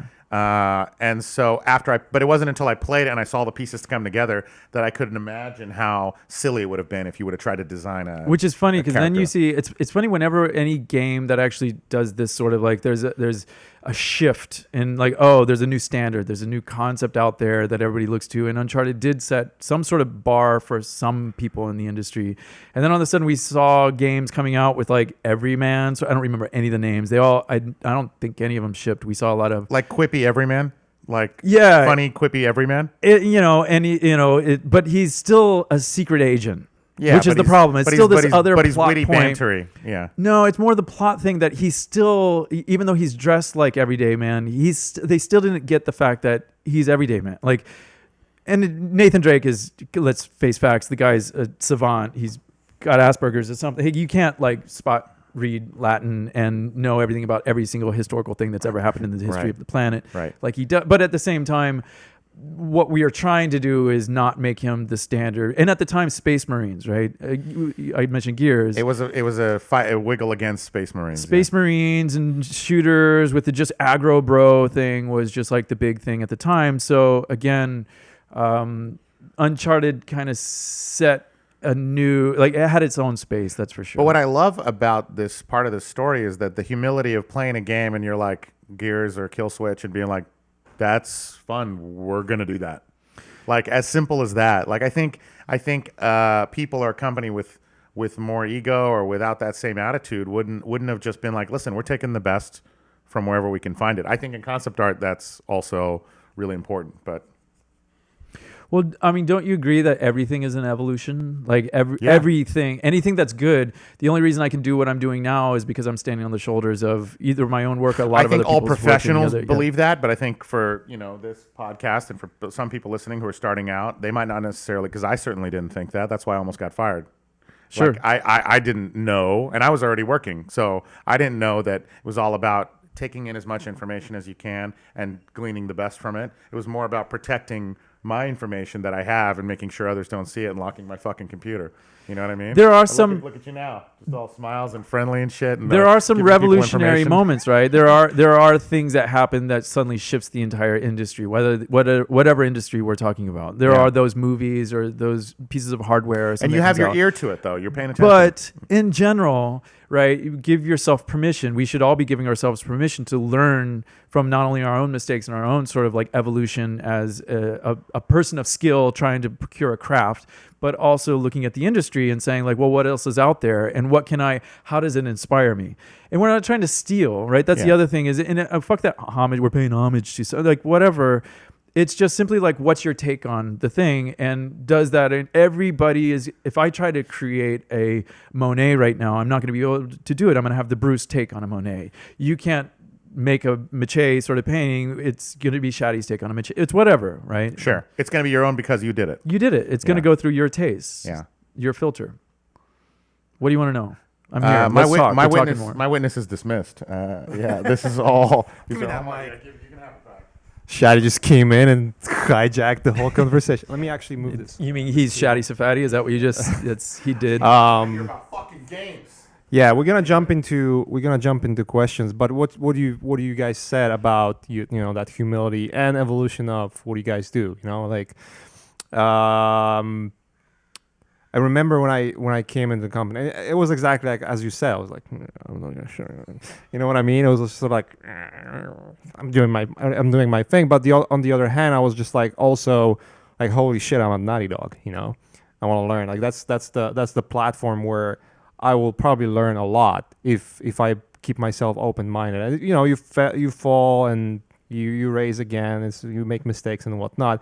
For me personally, working with Ubers was something that I will never forget, for a simple reason, is that back and forth conversations we had when we started thinking about what this new game is going to be about. You know, like how we're going to create the concept. Because I remember I came in, it's just like, I'm just gonna paint the best I can and see how it goes. But then we would have those conversations where you just started asking like millions of questions. I was, what? Like, what's going on here? I don't understand. Like, asking questions about the pictures I'm making. You know what I mean?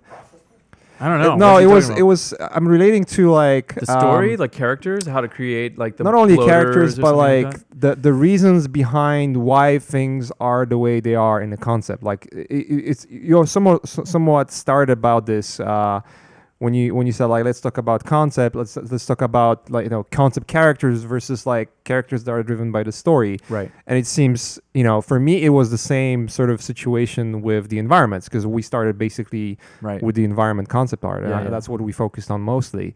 It was kind of interesting because like you would come over and ask me question like, why there is the water puddle in this Right. this specific area. Yeah. And I was like, I don't know, it's just kind of there. Concept wires.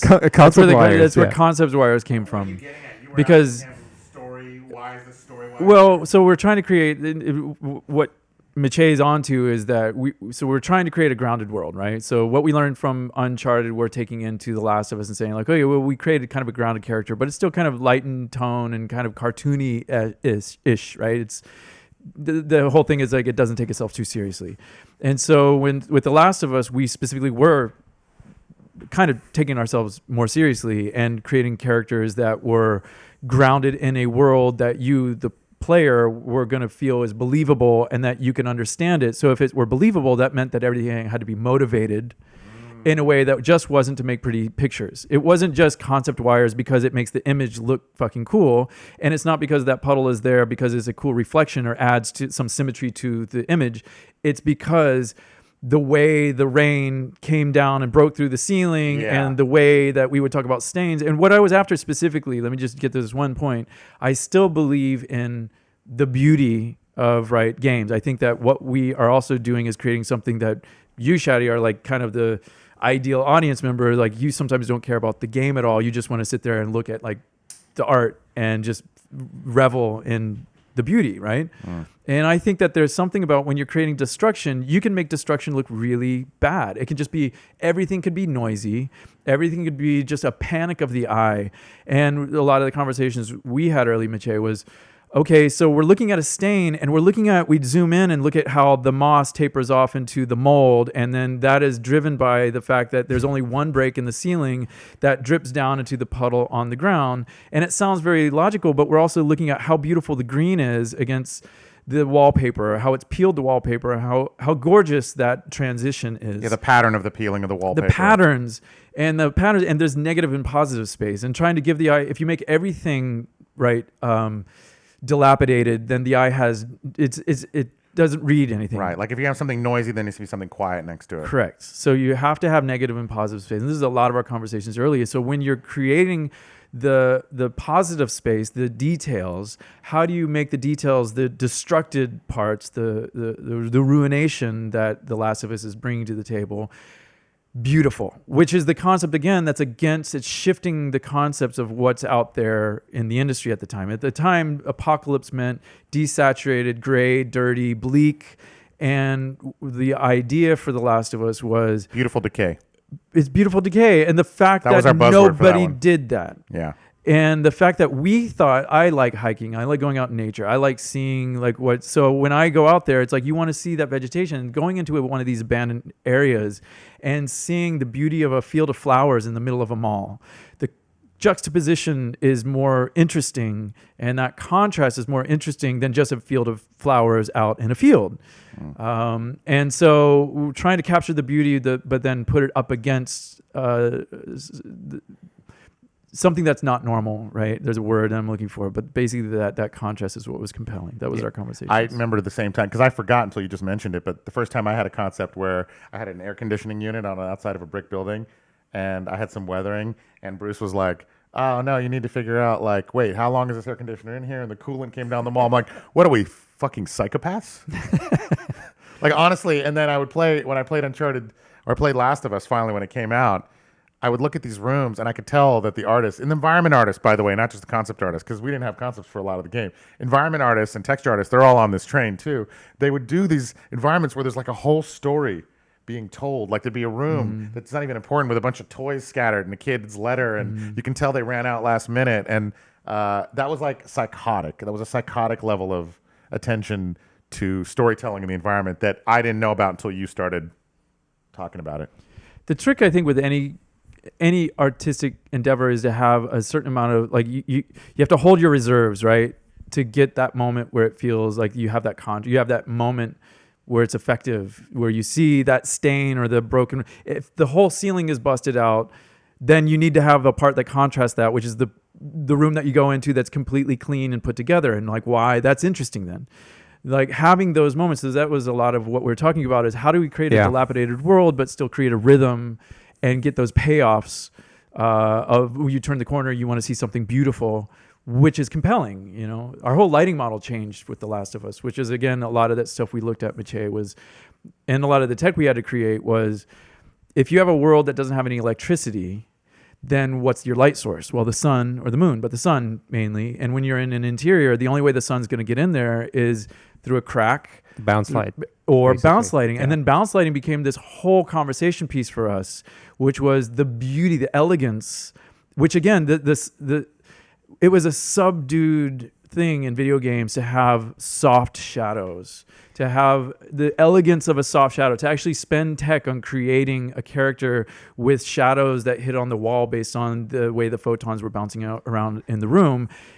Just like if I move my hand against this wall here, you see a little bit of a shadow. It's just a slight, it's not a contact shadow. It's just an ambient shadow. And these are grounding. Everything is in service of trying to ground the world and trying to create a more realistic experience for the player. In other words, they're going to feel hopefully more aligned with the story and what the characters are dealing with. If suddenly there's a 20-foot, our early concepts, remember, everything was like 20-foot mushrooms and like overgrown sort of fungal sort of things, and it became a little too sci-fi and not believable. As much as it could be a cool concept, it didn't feel, I was going to be too distracted looking at crazy background art than I would be getting invested in the characters and what's happening in the story. For me, it was interesting I think we had that meeting. I might have worked there for like a month tops, and I did like a couple of images, and then we had that meeting where let's look at how the game looks like. We did that test demo level, and we're starting to look at the textures and your first. I remember till today. It's your first comment was like, everything is so noisy. You know, how do we fix that? Everything is so noisy. And that's where the conversation kind of started. For me, it was just sort of like, because, again, like concept wires, you know, like let's build environments that look kind of cool. And the trap there is that you're trying to overcompensate for what the story of that specific concept is with concept wires. Like, what can I visually make happen in that specific image that's going to be so mind-blowing, that's going to be the most epic image ever. But you could agree the reality of concept art in video games is like, it's not about creating epic concepts, but it's about driving the story of the game and driving the visuals of the game, where some elements are going to be your hero elements, your hero environments, your hero objects in a specific environment, but then you kind of ground the rest so that your eyes can be rested. Like you kind of do it with the pacing of the game. I've seen it when you guys are creating the pacing. Like, this is the moment the fight starts. This is the moment where we're gonna have conversation. This is the moment where you kind of just walk and look around. It's building the pacing so that when you want to introduce that epic moment, that something that will be just jaw dropping, you kind of build up to it, and you're not exposing too much. And I think it was kind of interesting. It was a good learning experience from concept art perspective, is that this is how you're supposed to look at concept art as well. It's not just about creating beautiful images. It's also about, I don't know what you're laughing about, because that wasn't you at all. I was going to say, just reminded me of a running joke where they would ask for a concept and we would say, how awesome do you want it on a scale of 1 to 10? Just let me know so I can do it. Yeah. There's something we have to learn in production, which I think even you're right about concept art, but to talk about the team, a lot of what we how do we try to direct or talk or set some sort of standards of taste, really taste in the team, is really about understanding that everybody is trying to do the very best hot shit thing it is that they're in charge of. So if somebody's in charge of just making brick textures, they're going to make the most awesome fucking brick textures you've ever seen. And I'm going to model the hell out of these bricks. And the stain and the cracks. And little chisel here and there. And then this is a collective thing. This isn't an accusation. We all just get mired in the details. Because plus, I like putting on my headphones and just kind of zeroing them out, which means like I'm just going to noodle on the crack of every single one of those bricks. Yeah. Versus how do I and it's all about the iteration and getting the idea out. And I'm a piece of a bigger picture. I'm one component of a larger experience that we're trying to create. So that texture on the wall and understanding that plays, it's a character, in a larger play, that when I walk into the room, that it needs to work as far as the cohesion of the room, how it works with the lighting, how it works with the specularity, and how it plays off of it. And to set a tone, because this room is supposed to be dark and claustrophobic, because we're trying to set something up, because we know that we're laying in the sound of one of the infected creatures, the clickers, down the hallway and around the corner. So we want to start building up tension. So we need a contrast. You just came out of a big, open, expansive, bright, sunny environment into this dark, claustrophobic area.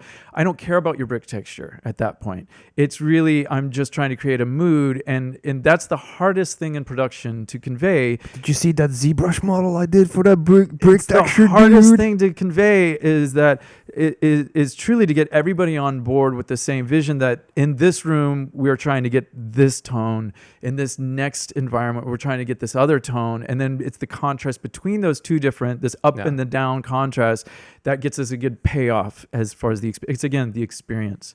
And with concept art, it's interesting because, and you even talk about the scale of how amazing do you want it on the scale of 1.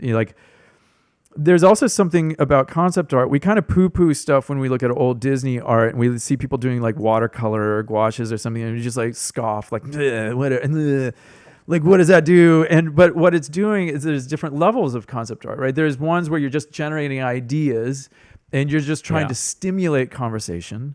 There's other ones which is you do have the idea and you're kind of honing in on something. So it's the discussion of like, well, what's the flavor? We know we're going to have chicken for dinner, but how are we going to spice it up? How is it going to be presented? What's it going to be served with? Like, and so it's really kind of honing in on generating quickly the ideas of like, well, what's the lighting model look like? What does the character look like? What does the character look like in the environment? What's the scale of how overgrown is it, et cetera? And then you have your final images, which need to go out to production to be the showcase pieces that say, here, guys, we've talked and iterated for a while now. We've danced around a bunch of different ideas between the concept artists and the designers and myself and Neil and whomever. And everybody has kind of agreed, like, that's a fucking awesome image. That's the one that gets sent out to the team or gets into the PowerPoint that we do the presentation to show the story of The Last of Us, which then everybody can look at and go, holy moly, if the game could look like that,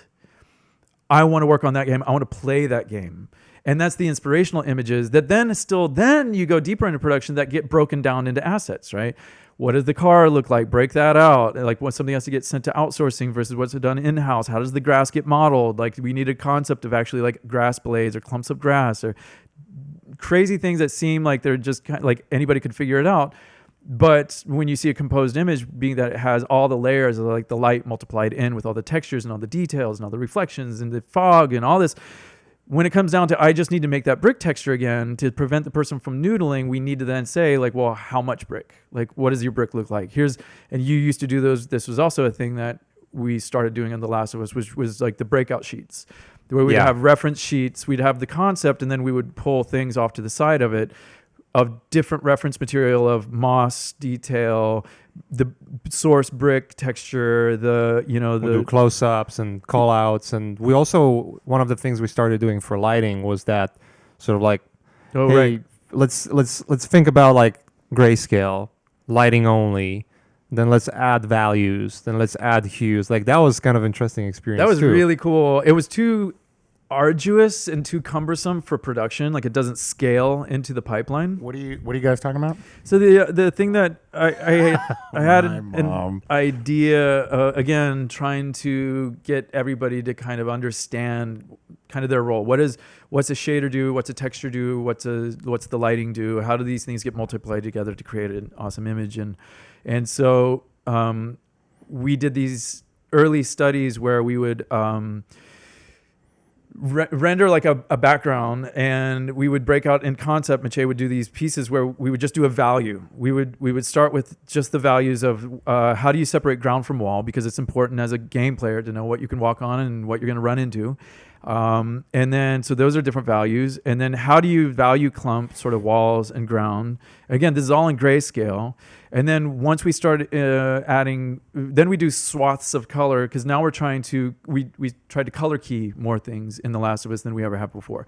So we had the concept, and then color keying by meaning not only do we have an arc for the story on different looks for levels based on the tone or the arc of the characters, but we were also trying to do things to elicit different emotional tones inside of environments and to be cohesive in the color scheme, like of a hotel. The hotel that we did in the first E3 demo that we walked through. There was a color palette, there was a cohesion of the palette that we were after. So then we color keyed the thing flat, and then we started incorporating the lighting on top of that. You did it with just gray block mesh when you in game? Because I remember you had talked about that too. So we do stuff without textures and then fix the lighting. Without textures, and we got the lighting, so it looked awesome. And then we did the shading on the grayscale, so the shading and the reflectivity and all the surface quality was there.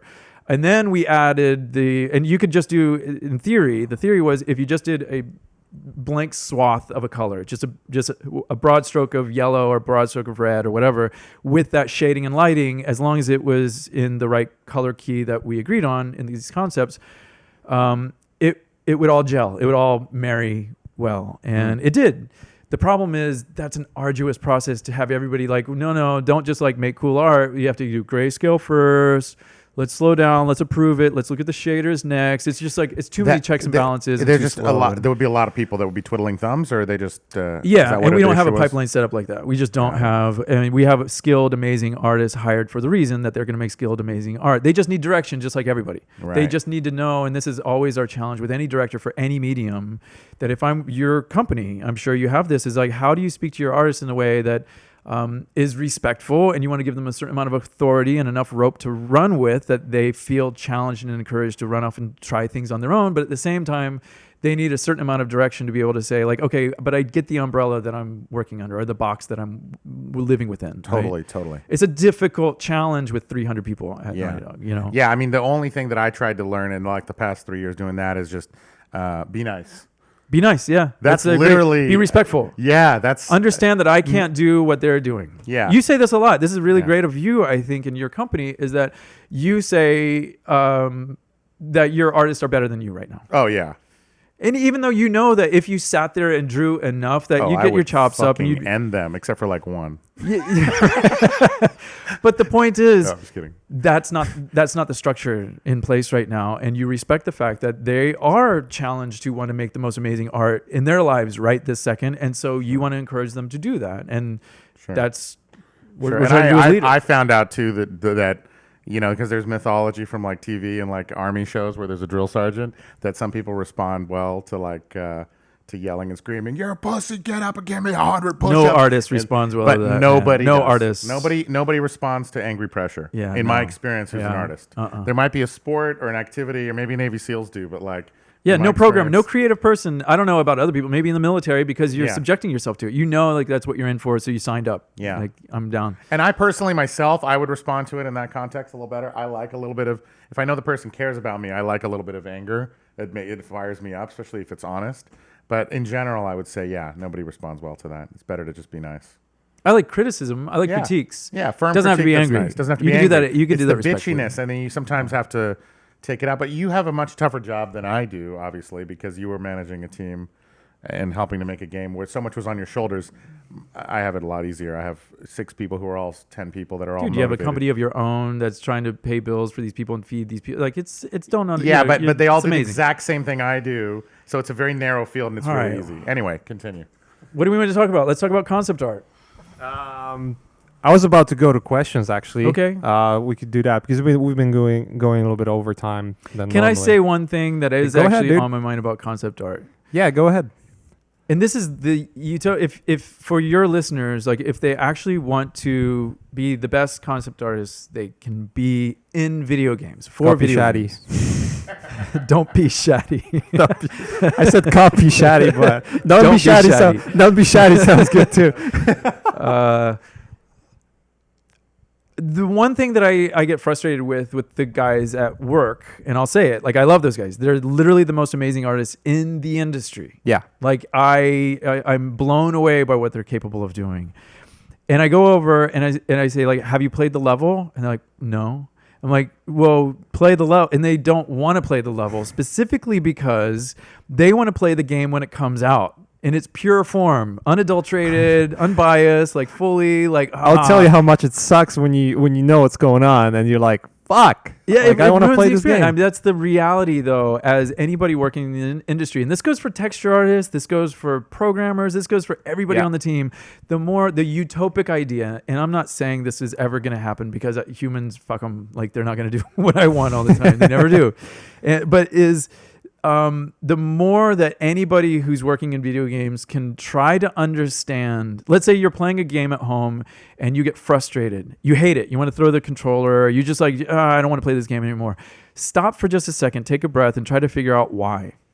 What is Yeah. it? What is it that's going wrong with it? Try to understand design a little bit, or come in to work and like talk to a designer about, I played this game, I don't know why I hated it so much. I want to talk about it, but talk about it in a constructive, critical minded way, not a judgmental, man, I hate, I have an opinion and I'm going to tell you what I think about the games. And it's not that, because the more you can understand what games are actually doing, and again, this will ruin your life because you're breaking apart something that is maybe dear to you. Yeah, yeah. But what it does is it helps you come into work, and then when somebody comes by and says, I'm looking to do this concept with this level. I'm trying to do X, Y, and Z, and this is what I'm trying to get tonally with the characters. Right now, the character arc is I need to create a bond. I want these people to feel like they're connecting right now. This is the moment that is imperative that we make this character relationship feel special. So we've added this character, this music, these things, and I'm talking to you, let's say you, Mache, and the more you can understand what that means as far as shape, value, game design experience, what came before it, what came after it, and have informed questions for like, why are you drawing this picture? You're not just hearing the words from me, any director, any art director, anybody, a lead who's coming in and saying like, this is what we're after, or just draw this picture, but ask the constructive question, what are you after? Why? What's motivating it? The more information, I believe, if you're an informed designer, creator in the video games industry, the more information you have that you can sit there and you can make interesting choices consciously about, am I using a lot of saturation, less saturation, vertical shapes, a lot of triangles and diagonals because I'm creating a lot of high tension, sort of high frequency sort of stuff to sort of be off-putting? Am I creating round shapes, more placid and open? Am I going to challenge? The designer just created something. Bruce told me that this is going to be a very friendly moment where character building between these two, but the designer just gave me a piece of block mesh that is really constrictive and almost claustrophobic that seems to go against it. Ask the question. Not that you know or not, but ask the question, like, is this right? It feels like, because your senses as a concept artist is different shapes and colors and things, back to the impressionist, are trying to elicit a different emotional response from it's the understanding viewer. the context of what you're working on, right? The more you can ask informed questions and understand what the game is trying to do, or what the character arc is, what the story is, etc., the more informed you are to make those decisions to try to make a useful piece of concept art. There's a book, I'll give it to you in a second. There is a book I've been talking about in this podcast quite a lot, actually. It's called Ego is Your Enemy. It's written by Ryan Holiday. It was produced by Tim Ferriss, so you could probably imagine it's a pretty good book. But to your point, understanding the context and sort of like trying to find different angles and knowing a little more than just your own field in order to help to build the product, to build something that is going to transcend just your sort of comfort zone in a way, right? So I think Ash was talking about this example too, where one of the greatest examples to what we were talking about could be Leonardo da Vinci, when he was like the outcast, right? He was an artist, but he was not born in a royal family or anything like that. So he had to sort of like, he was forced to find different ways to create same things that everyone else was creating in a very traditional way, almost like the comfort zone in a way. So he would find those things in the nature, and that's one of the reasons why he was not only just an artist or a painter or amazing at drawing. He was also a sculptor. He was a scientist. He was an engineer. He was an architect. Like he's done a lot of shit, basically, right? But the way his mind worked, because of those predicaments, like just the idea that I have to find the solution to the problem, is finding like what is the context to what I'm about to do. So for instance, when he was asked to paint angels, right?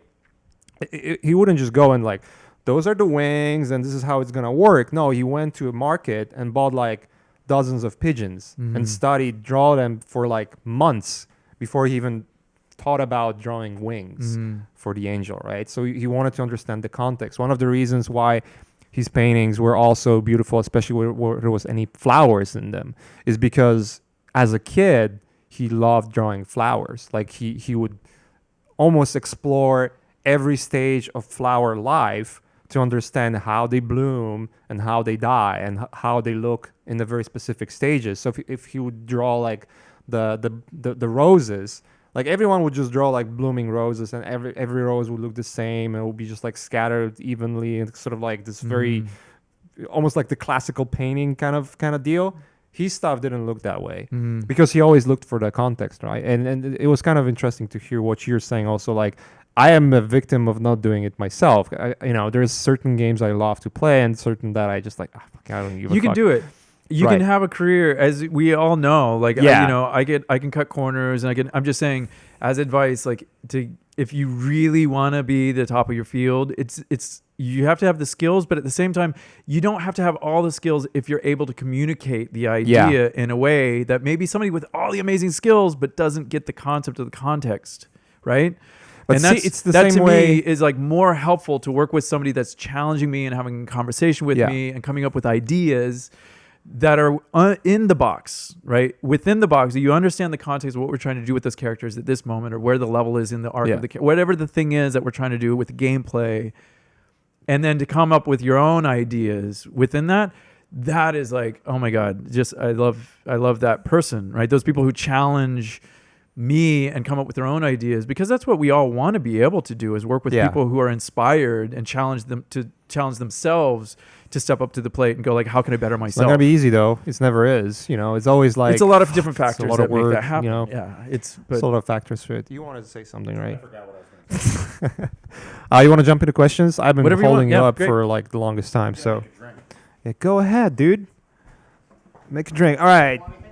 thanks, I'm Shad. fine. Let's see. I'll go from the bottom. Going from the bottom. Do you find it hard to play games now and not nitpick and analyze? Analyzing it. Analyze. It is. Oh, hold on. I lost I lost my mind because of you. I lost my train of thought here. I stopped reading it properly. So analyzing it is to see what you can learn, or do you play games to see how they did things and how they apply it to your own work, sort of deal. One, I'm an exception just because I'm a critical dude to begin with. I just like, whether even movies are ruined for me. I can't go out with, on a date without the girl just rolling her eyes so far back in their skull they go, they pop out of her head, because I can't not critique something. I can't just like watch it and sit there. It has to be an exceptional movie or an exceptional game. That's one, is me. Two is if it is a good game, I will turn the switch off and I will just let it be what it is. And I start every game like that, but not many games are good enough to keep me in that state. Yeah. That is the thing. I go into every movie with the idea like, no expectations. We're going to see how it goes. And then somewhere 10 minutes to 30 minutes in, I'm just like, okay, fuck this movie. And it's the same with games. And so I don't play a lot all the way through. I will play quite a few just to check them out, but then Just to sort of understand. just see what the they're industry about. is, what Yeah. people are doing, what people are talking about, etc. But then I don't really look at it as a job. It's easy to fire up a game real quick and then just, Yeah. and then if it's an exceptional game, every now and then, it's the same with movies. I will stop it and I will break it down. I will literally go through and try to analyze, one, my own feelings about it, what made me feel that way about it. I will look at a YouTube playthrough video. Since I've already finished it, I know what my experience was.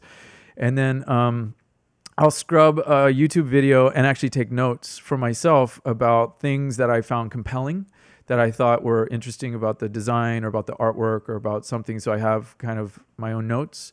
I do the same thing with like film. If it's a good film, I like breaking things down to try to understand them more. And it also helps me because it gives me ideas. Like I have kind of like in my back pocket a bunch of little characters, like ally moments, character turns, like betrayals, like this kind of stuff. And it's not like I go to those, but I somehow think by writing them down, they lodge in my brain better than just passively watching them. I forget everything in my life, right? We live in a society now where it's just a blur. We have so much coming at us all the time. That Yeah, it's just a headline. That's it. Right. And to remember that, and the headline is literally what was 30 minutes ago. I can't tell you, like right this second, an impactful moment off the top of my head from a game I might have played earlier this week. But I have a note that if I go back and look at it, it's like all the memories will come back instantly. So Yeah. Also, I'm makes sense. old, so Makes there's sense. Getting a proper references and really enjoying artistry, and if it's just everything else, like you cannot. I mean, it's a full-time job to almost research everything. I love it. I mean, I think that's the thing about it is like right now I'm kind of exploring, I don't know, contemporary art and editing. I'm reading this book on editing film, and it's just That's cool. And it's just the fact that I think like the unsung heroes of film are the editors, the ones who actually it's like the director, the DP, the actors, like everybody's like laying out colors on a palette. Yeah. And then the editor takes that palette and an empty canvas and goes like, okay, let's fill in this, let's paint. Yeah, editor can ruin the greatest movie Or make it That's amazing exactly right. from the piece of And shit so that reading it's been about that and recorded. just kind Yeah. of like, I don't know, it's the unsung heroes in films. Is Agree editors. 100%. Another question was what can I put in my concept art that shows I really understand game design? Okay, like in a portfolio or something Yeah, like that. Oh man, what do you guys think? I don't know. What do you? Yeah, I'll answer this one. I think the storytelling stuff we were talking about is huge. I mean, that's something we always try to do. Is even if we get a concept job where they say don't put it's not a character piece. There'll always be a character. We'll try to put a character in there doing something, heading somewhere. There's a person in there doing something believably. That's something I mandated also at Naughty Dog. I didn't create it. I don't know where it even came. It might have come from you. I don't know. But I remember this conversation or something where it's like, whenever I would see the lonely background, like without the context of the character and just the character behind cover, that's as simple as it is. Yeah. Just somebody sitting there in cover is like, suddenly I as a human, I want to know more and I'm Yeah. invested in the mystery of what's happening in that scene. And it helps you makes with everything come scale alive. too. It's hugely helpful Totally for helps scale. with scale, yeah. And if you don't have a character, you can't tell scale. That's right. And then the other little thing I'll say about that is that because I get a lot of portfolios, people asking for feedback and stuff, and a lot of times they have a bunch of characters in the shot doing an action. For example, these two guys are having a fist fight, but they also want to do an environment concept. So the camera's pulled way back, overlapping but then there's the beats, guys having yeah, a you fist can. fight. Right. And I would encourage people to only do things you could kind of do in a movie in terms of shots. So if it's a fist fight, it has to be close up. So that means it can't be a concept art Right. piece. So unfortunately, for certain, in terms of characters and storytelling, it sounds like it's really broad. It really is basically guy going somewhere mysterious. That's the kind of, when you're talking about environment concept, there's only like a few kinds of characters and a few kinds of things I think you can have in an environment concept that works. Otherwise, you have to do like Mache does. If it's an action scene, then you got to frame it as if it's a film still of an action scene, which is no longer like a far out establishing shot. I think what we're saying is context. Create a context for your image. Match whatever the And- language of film in your concept is. Yeah. Makes it cooler. Understanding film cinematography will help you vastly because like in what shots you like, what kind of shots are the shots where you see the environment and in what context, right? It's usually a establishing shot, or sort of like this moment where you kind of want to relax your eyes. Like that's what, for instance, Ghost in the Shell anime does perfectly, where you have those moments that prepare you for what is about to happen, but it's sort of like winding down and letting you sort of like, all right, let me relax and get ready for what is about to happen by looking at this amazing environment from different angles with the beautiful music, right? And so you have to understand, like, if you understand how it works in the cinematography, it will be much easier to make something out of the concept that, shows the environment, but also it's like not stupid, just like a guy standing on the edge of the cliff, like cliche kind of deal, right? And we're also talking about a very specific type of, we're kind of right now sort of talking about somewhat realistic. Even if it's sci-fi, it's rendered in a somewhat realistic way. I mean, the other things that we're kind of ignoring this cartoony or stylized or pushing sort of different things, but I think these principles still apply, that even inside of a super stylized world, if I had a character in there, then again, I get the context, I get some sense of mystery, I project into it as a human.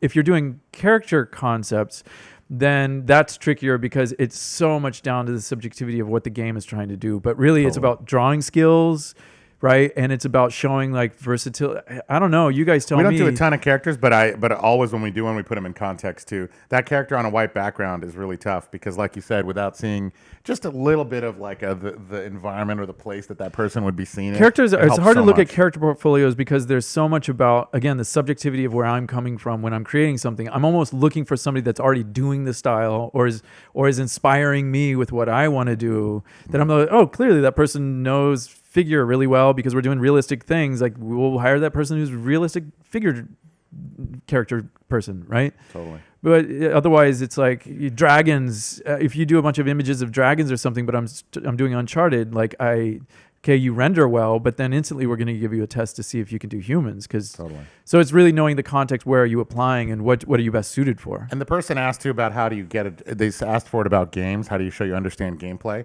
I think if you had any kind of environment concept and it was clear where the player path was, like an open door that's dark or a ledge above it, and the ivy was like apart from the ledge in a way that it was obvious or clear where you were supposed to climb. I think if you lead the eye where you can tell where the player needs to go, I think that would be a good way to show, hey, I understand that this is a Which to gameplay me is space. fundamental. I think that really more than knowing anything about the game, that comes down to the fundamentals of a good concept. Sure. Knowing your focal point. Yeah. Leading the eye through the image, knowing where to put detail and where to subtract detail. I think if you have that level of taste and execution, all the things that you just said will just come out naturally. Sure. Yeah. So next question was, do you guys still look for 2D character designers only? What should such a designer have in his character portfolio that appeals for Naughty Dog, for instance? Meaning there are some people that do 3D character concept? Yeah, like for instance, Uh-huh. these days, and it's becoming more and more popular, especially like in costume, like when you do film costumes or creature design, especially in film, even in games, right? You're gonna have ZBrush artists that sketch out ideas. Right. It's more apparent in games that are more sci-fi. For instance, Alex Figini is one of those guys who's like he's a 3D character designer. Like he's not a character artist. Character artist in game is someone who makes the game asset. The in-game asset, yeah, right. Exactly. Yeah. Whereas designer would be someone who designs. So in those terms would be Hyung and Ashley at Naughty Dog who would be design, but they are 2D designers, right? Yeah. So yeah, they're I think painters, right? Yeah. yeah, the question here is like, I guess I'll translate it to maybe this way, because I personally talk about like how important, and you could agree as well, Shadi, how important it is for concept artists to get really deep into 3D, to understand 3D. Not even just for like sake of making work faster, but also like, for instance, when you work in games, it's so much better if you understand how 3D works, where you can take the screenshots of the game and find the right angles and then maybe model something on top of those screenshots in your application to make your work faster, but also just like move around and The be huge more perk iterative. is the lighting. Of course. Once you know how to do lighting inside of Modo or whatever your Yeah. program is, and you could bust out the fact that you can get that and it's correct, and you're using that as a layer or incorporating that into your yeah, image, you're it's not suddenly- figuring it out. Right. It's already there. You got cohesion because it's actually real. do you think Like, do you think it's the same for characters? I think I think it comes down to the company. If Naughty Dog is making human-based character games, you could argue that the Infected, maybe there's something. I'm thinking out loud right now. By the way, I don't have a real clear answer. But if somebody came in and they had a bunch of zombie-esque character creature things, something that kind of was maybe they don't know exactly what the clickers or the Infected are, or what we are trying to create, but if they had something like that and it was in 3D and they could do it quickly, because it's always about iteration. How quickly can you get this idea? We just had a conversation. Tomorrow I want to come back. If you were sketching it, you could do like a really quick black and white sketch of something just for the conversation. If you're only working in 3D and I got to wait for you to model everything, that's a huge detriment to our pipeline, to progress, right? So even if you do 3D, you should be able to have 2D in your portfolio. That's one for me personally, because I want quick turnarounds and quick iteration. And then if you do have creatures, etc., in your 3D sort of world, there's this really weird thing that you have to convince me. I'm locked into a certain type of concept or paradigm of what I think a concept artist should do. So you have to convince me that you can create a 3D model faster than somebody can create a finished rendered 2D image, which those 2D images that you guys do take a week to 2 weeks sometimes for it, especially if I don't come around and harass you all this. Like, it'll take a Gotta month. take those Facebook days. But it's true that if it takes longer than it would take somebody to render out a 2D image, you're in a detriment. And we have character artists who are amazing, like at creating these 3D models and sculpts, etc., and they're doing it for actual in-game assets. Why would I want two people on the team doing the same thing?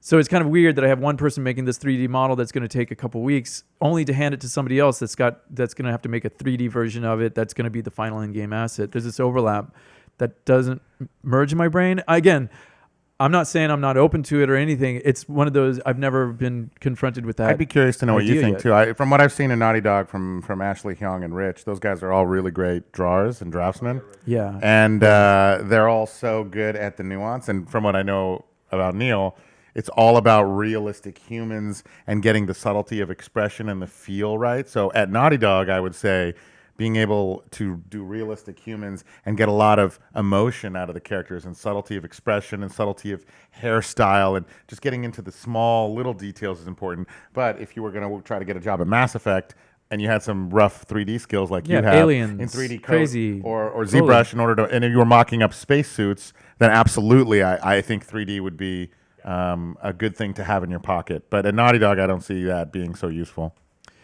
I don't, but maybe somebody, there's one guy out there who knows how to do, facial expressions and can set up a rig and can do, and It's a lot of, I mean, I know. it's so I get many it. nuances. No, I know. And they just take forever in 3D. it doesn't at sound least for practical now. to me either, Yeah. but I'm just saying maybe some savant is out there. Yeah. That person Yeah. would probably be an excellent character Actual artist model. too. Yeah, he's actually going to make Yeah. the final assets. Yeah. Another question she. was, or she. Another question was, I'm leaving in Austria. Would you recommend to move to America when you want to get to some decent jobs in entertainment gaming industry? Which kind of job do they want? Shaddy's hiring. He'll hire you. I don't know. Like I guess it would be different for concept and design, right? Or like game design, You have to be animation. in-house for that mostly, unless you're working Yeah. on an indie team or something that can do some sort of like telecommute sort of, online check-ins and things. But For concept, it's easier because it's images. you can be anywhere. Yeah. You can. And again, it depends on the team. Some people need to see you in a seat that you can walk by and just kind of stumble on and have a conversation and come up with ideas. But Shaddy. Yes, Shaddy. I have thoughts on this. Yes, Shaddy. Yeah, concept I think is really easy to do remotely. Yeah. We're doing work for Naughty Dog. We've done work for Call of Duty, Infinite War. We've done work for all huge IPs. Mm-hmm. Concept is the one job that's easy to do remotely. And I think one of the reasons for that is because I like to give a lot of trust to the artists and just let them tell me what it should be. And if they're good enough, they will, and it'll be awesome. And then I give that to the clients, and I'm like, this is what we think it should be. And they're like, cool, it's awesome. And that loop is not very iterative. Because for realistic games where the style is pretty established, it's not a very iterative loop. We're not doing something like super, like a dragon made out of jewels and we want to see 30 ideas. It's really like here, we know a lot of the things are known quantities and we just want to see a badass image of it. And in that case, if the artist's good, they'll just do a good job of it. It really depends on who you're working with. It really does, yeah. Because, I know people in sort of the triple indie, the indie sort of scene, et cetera, that need concept art. And it's really about, again, back to what we were saying before, about having the conversation with the person about, well, what the game is, what the tone of the game is, what their reference points are, what is their benchmark. Maybe somebody is trying to create a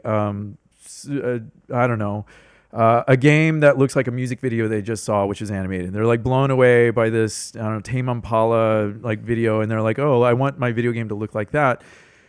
And having those kinds of conversations are important. You can have them over Skype, but there's also something about having somebody close by. Maybe it's a week that you're with the person and iterating for a while, just enough to get the tone and have the back and forth, because you don't want just a package, like a month to go by and get a package of 20 images and they're all wrong. Totally. So there is something about, at least at the beginning That of the never happens to process, us. being able to iterate quickly. What was that? I said that never happens to us, but yeah, I can imagine It's- that could happen to some concept outsourcing studio, but it never happened to Does us. he have to move to the States? Not necessarily. No, is the I don't answer. think so. No. But does For it? concept, no, but for other things, yeah. Yeah, and again, it depends on what you want to do, because at Naughty Dog we hire more people in house than we contract out.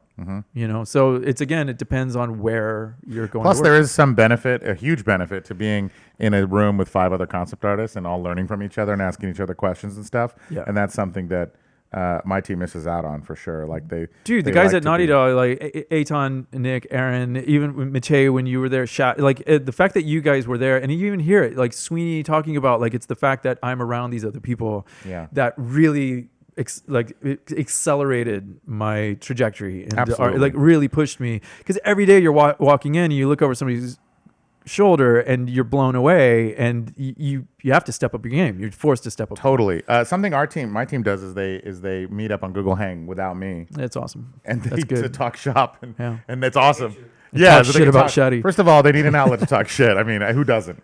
So they meet up without me. From what I've heard, I'm not there, so I don't know. And they ask each other questions and they help each other. And since they started collaborating, or since I caught wind of it, it's incredible how much better everybody has gotten. Like it's almost you can't tell who's like the guy who's better or worse. Everyone is like stepped up their game and has this like a discernibly noticeable level and quality jump, just like when you came to Naughty Dog. So yeah, collaboration is cool. Technology is awesome though. It lets you kind of work remotely a lot more than it used to be. It's way different even when I joined Naughty Dog, you know. Like right now, fucking 4K streaming back and forth, you can do a lot of stuff. But I agree, like for a company like Naughty Dog, you kind of want to be in-house. And getting in a Naughty Dog, working at Naughty Dog takes a lot of time to get in. Or you can work at One Pixel Brush and then work on Naughty Dog stuff. All I'm saying is we did 100 Is there another concepts. question? We did 100 concepts done? for Last of Us. Let's maybe ask or go through two more questions. One I can answer myself.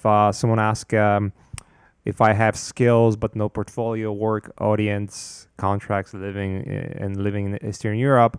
If you have skills, just start posting. ArtStation, DeviantArt, whatever the platform is, and if you really have skills, people will notice, and you're gonna get hired. That's as simple as that. Yeah. It does. We don't have to elaborate on that at all. I'll go maybe with one more question, and we'll wrap it up because we're way let's wrap over. Want to help me to choose? Help me choose question, Shadi. There's quite a few. We're not gonna answer all of them. It's too many.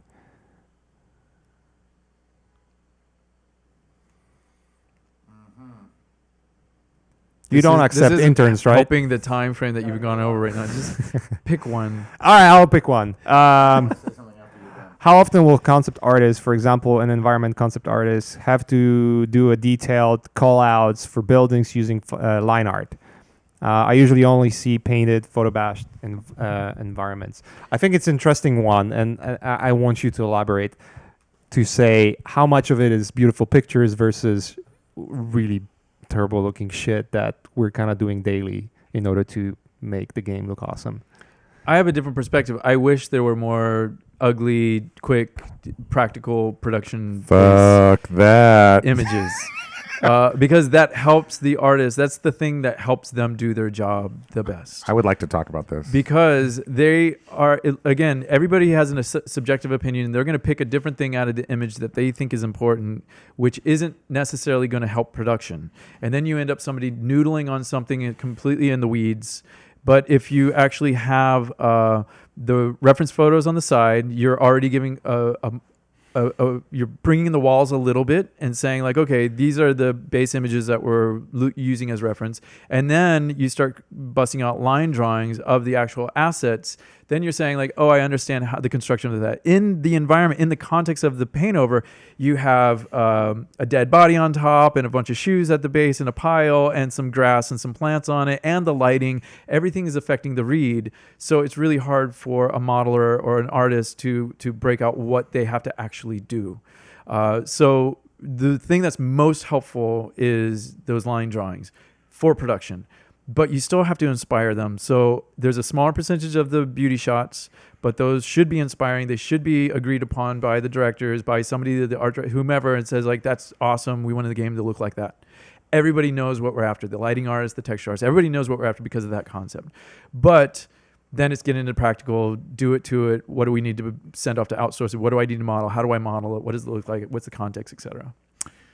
Yeah, I was just recently down there. I could line drawings. They do. Naughty Dog uses line drawings even now, and it's mainly for stuff like there's carvings of something that couldn't be called out in a photo. Like if you drew a fridge in a concept, you wouldn't need to line art it. But if you were doing like if it's a practical item, you don't build a exactly. Yeah, and yeah, in Last of sure. Us, it's all that. So, but on a thing where there's like some kind of crazy embroidery or carving that needs to be literally delineated, then a line drawing would be super handy. So what you're saying is like if the more stylized the world, the more kind of call outs you're going to have to the thing do. that's The more not realistic, based in reality, exactly, that you don't need can't a just line buy drawing. on Turbo Squid or wherever. Exactly. Sure. And in the world of Naughty Dog, so much of it is stuff that already exists. That Fair enough. It's I'm with you on uncommon. that. But occasionally you might have something that does need that. But I would say too, for concept artists, just to be excited about your own work is make everything as cool as you can for you, because we have a lot of times where like I have concept artists where like what they're saying, well, I got this 3/4 view of the screenshot that they want us to paint over, but it's a shitty 3/4 overhead view. And I'm like, ask the client for the fucking 3D, or ask your boss or whoever for the 3D, reframe it, make cool lighting. Technically still the same stuff is in the shot, but you made it a cinematic shot. You have to fight for your right to make it cool. And if just because the production doesn't want it cool, if you don't fight for your right to make it cool, they're not going to have cool images. But if you do, you can make even the most boring paint over cool. Anyone can frame a shot in a cool way and still have all the cool shit in the shot, but you kind of have to fight for it a little bit instead of just laying back and being like, tell me what to paint. Because if you're painting paint overs from 3/4 top-down view with no characters in them, you're going to have a portfolio full of that, and none of that's exciting to look at. But that shot from like behind the player looking up at it is always a little more dramatic. So I say fight for it if you can. If you can get the 3D assets and frame your own shot, cool. And we've done that a couple times where we got some 3D where they just took screen grabs and they're like, paint over this. I'm like, can I have the 3D? It was a little bit bullshit to get it finally, but we got it. And then when we got it, we made this awesome looking final concept that looks like a money shot, but it's really just a production concept. But there's also this that comes down to the pipeline. That comes down to knowing that your whole fight for the right thing is if you have a pipeline that allows for that, meaning in that also you have the structure. I believe in what you're saying, in that if I'm having to draw a fridge over and over, where I could just, what the fuck, it's a fridge. We all know what a fridge looks like. What it has to be, what type, a Kenmore, what kind of fridge do we want? Like, I'll go online and find some images. That's different, and being practical and trying to have an open conversation with somebody to say, like, look, I'm a concept artist. I do concept. That's about ideas and ideation and trying to create something stimulating and that's going to be inspiring to people. That's what I should be used for. And that's really about the people in the company asking for the concept artist to know what they're asking for, right? What is that person hired for? Well, to do the ideation, the interesting images, etc. So I agree with you, but it really comes down to where you're working, because there's an EA and Activision and something that's way more hierarchical that has like a bunch of like, you could get a call down and be like, do a painting of a Kenmore fridge. Yeah. And that's what your job is. And that's what you're going to do. And you could sit down and be like, well, I'll just do this. But I would argue, really fight to not do the job where there isn't a job. Meaning like, here's a picture. You don't need me for this job of a fridge, and fight for the ones that, try to do the things that are actually So jobs. The biggest thing about any of this stuff, I mean, for amateur hour and how you operate in the workspace, is be super respectful and be intelligent, right? Yeah. Have a respectful conversation with somebody about like why you're there and what you think you're good at and what you can help with, and prove you already have the solution. The other thing is solve the problem that they came to you for. Yeah. Your idea of getting references of the Kenmore offline, like do that, do everything you can to simplify that, to solve the problem that they came to you with in the first place, that they thought they were gonna like paid you to do pictures of the fucking Kenmore. Like the most epic fridge fucking the world have ever seen. Put an Aquas paint filter on the fridge. Yeah, exactly. Aquas paint filter. Make it like a Rembrandt painting of a fridge. For 3 days. Do an Aquas on a photo. Come up with the solution, though. I agree with you, though. To help support your argument that your time is better spent doing that valuable, inspiring shot, right? Yeah. You have to understand you're a part of the team at the end of the day. That's right. You're being hired, even though you're not maybe doing what you feel you're the best at. You're still being paid for what you needed for that team. Yeah. And if you really want to, like, hey, I'm really good at this, solve the problem that is, like, as you said, solve the problem that is in front of you first. Make it awesome. If it's a fucking fridge, make it the best fridge that has ever been painted. And help yourself with, like, finding photo of a fridge. If that's going to make the work faster, just, hash it out really fast, make it beautiful, make it solve all the issues that production has, and then propose and just like, all right, so we've done that, but hear me out. Like, what about this? You know, you already have the task finished, and then you're bringing something extra to the table. It's not only gonna make you look better as a professional, it's also gonna, you know, speak for your game too. I just say one thing because a lot of questions I was skimming them had to do with how to get a job in concept art. Watch Mache's Gumroads. Watch John Sweeney's Gumroads. John Sweeney works at Naughty Dog. Why not? And we are obviously experts in Naughty Dog because we work there. Watch Eitan Zana's Gumroad. Look at Sung Choi, Sungchoi. Look at his work. Look at his art station. In terms of us, and I only know my taste, so I can't vouch for anyone else's taste. Those are the artists where I'm like, hey, if you have something that looks like their work, you'll get a job instantly. If not with me, with somebody else. So, All right. All right. Let's wrap it up. I could see Let's her wrap it fucking up. like, this guy is like, he said it's gonna be an hour. It's like fucking 2 hours almost. Jesus Christ. Sorry for that, but yeah. So guys, thanks for joining us. We got Shaddy that basically hijacked the whole conversation. I have So it's all I have good. a question for you guys. Somebody just texted me something had nothing to do with what this show is, but what's a color you associate with video games? What's a color you associate with video games? your mom is the answer. Maybe red. Yeah. I'm not gonna explain why. Oh, ask Bruce what the best video game is. What is the best video game? Is this a trick question? What I is? have no idea what you're going to say. Oh, well, Eco is my favorite of all time. Okay. It's the Okay, one that cool. inspired my whole design path and why I incorporate core mechanics into story, etc. That's Yeah, Eco is set definitely the, a great set the game. bar for me. Awesome. All right. Lately though, play inside, definitely. Very cool, dude. Thanks for Thanks, coming Mache. down and Yeah, and thanks, Shaddy. You know, welcome. stepping in. Yeah. You're welcome. I Thank don't- you for your I don't pad, give a Shaddy. Fuck about Yeah. chat. The only thing I'm gonna thank you is the space that we had. Got some good game design info from there. But anyways, dude, awesome to have you here, and I'm pretty sure everyone else was stoked. I mean, there was quite a lot of people there asking questions and whatnot. So like thanks 10, for 11. How many? a little more than that. All right. So for anyone Thanks, who guys. watched Love you this guys. live, Thanks for listening. And sorry we rambled so long about nothing. it's an open format. We always do it very, very easy. Anyways, tonight I'm gonna have Andy Park, so look out for that. And yeah, till the next time.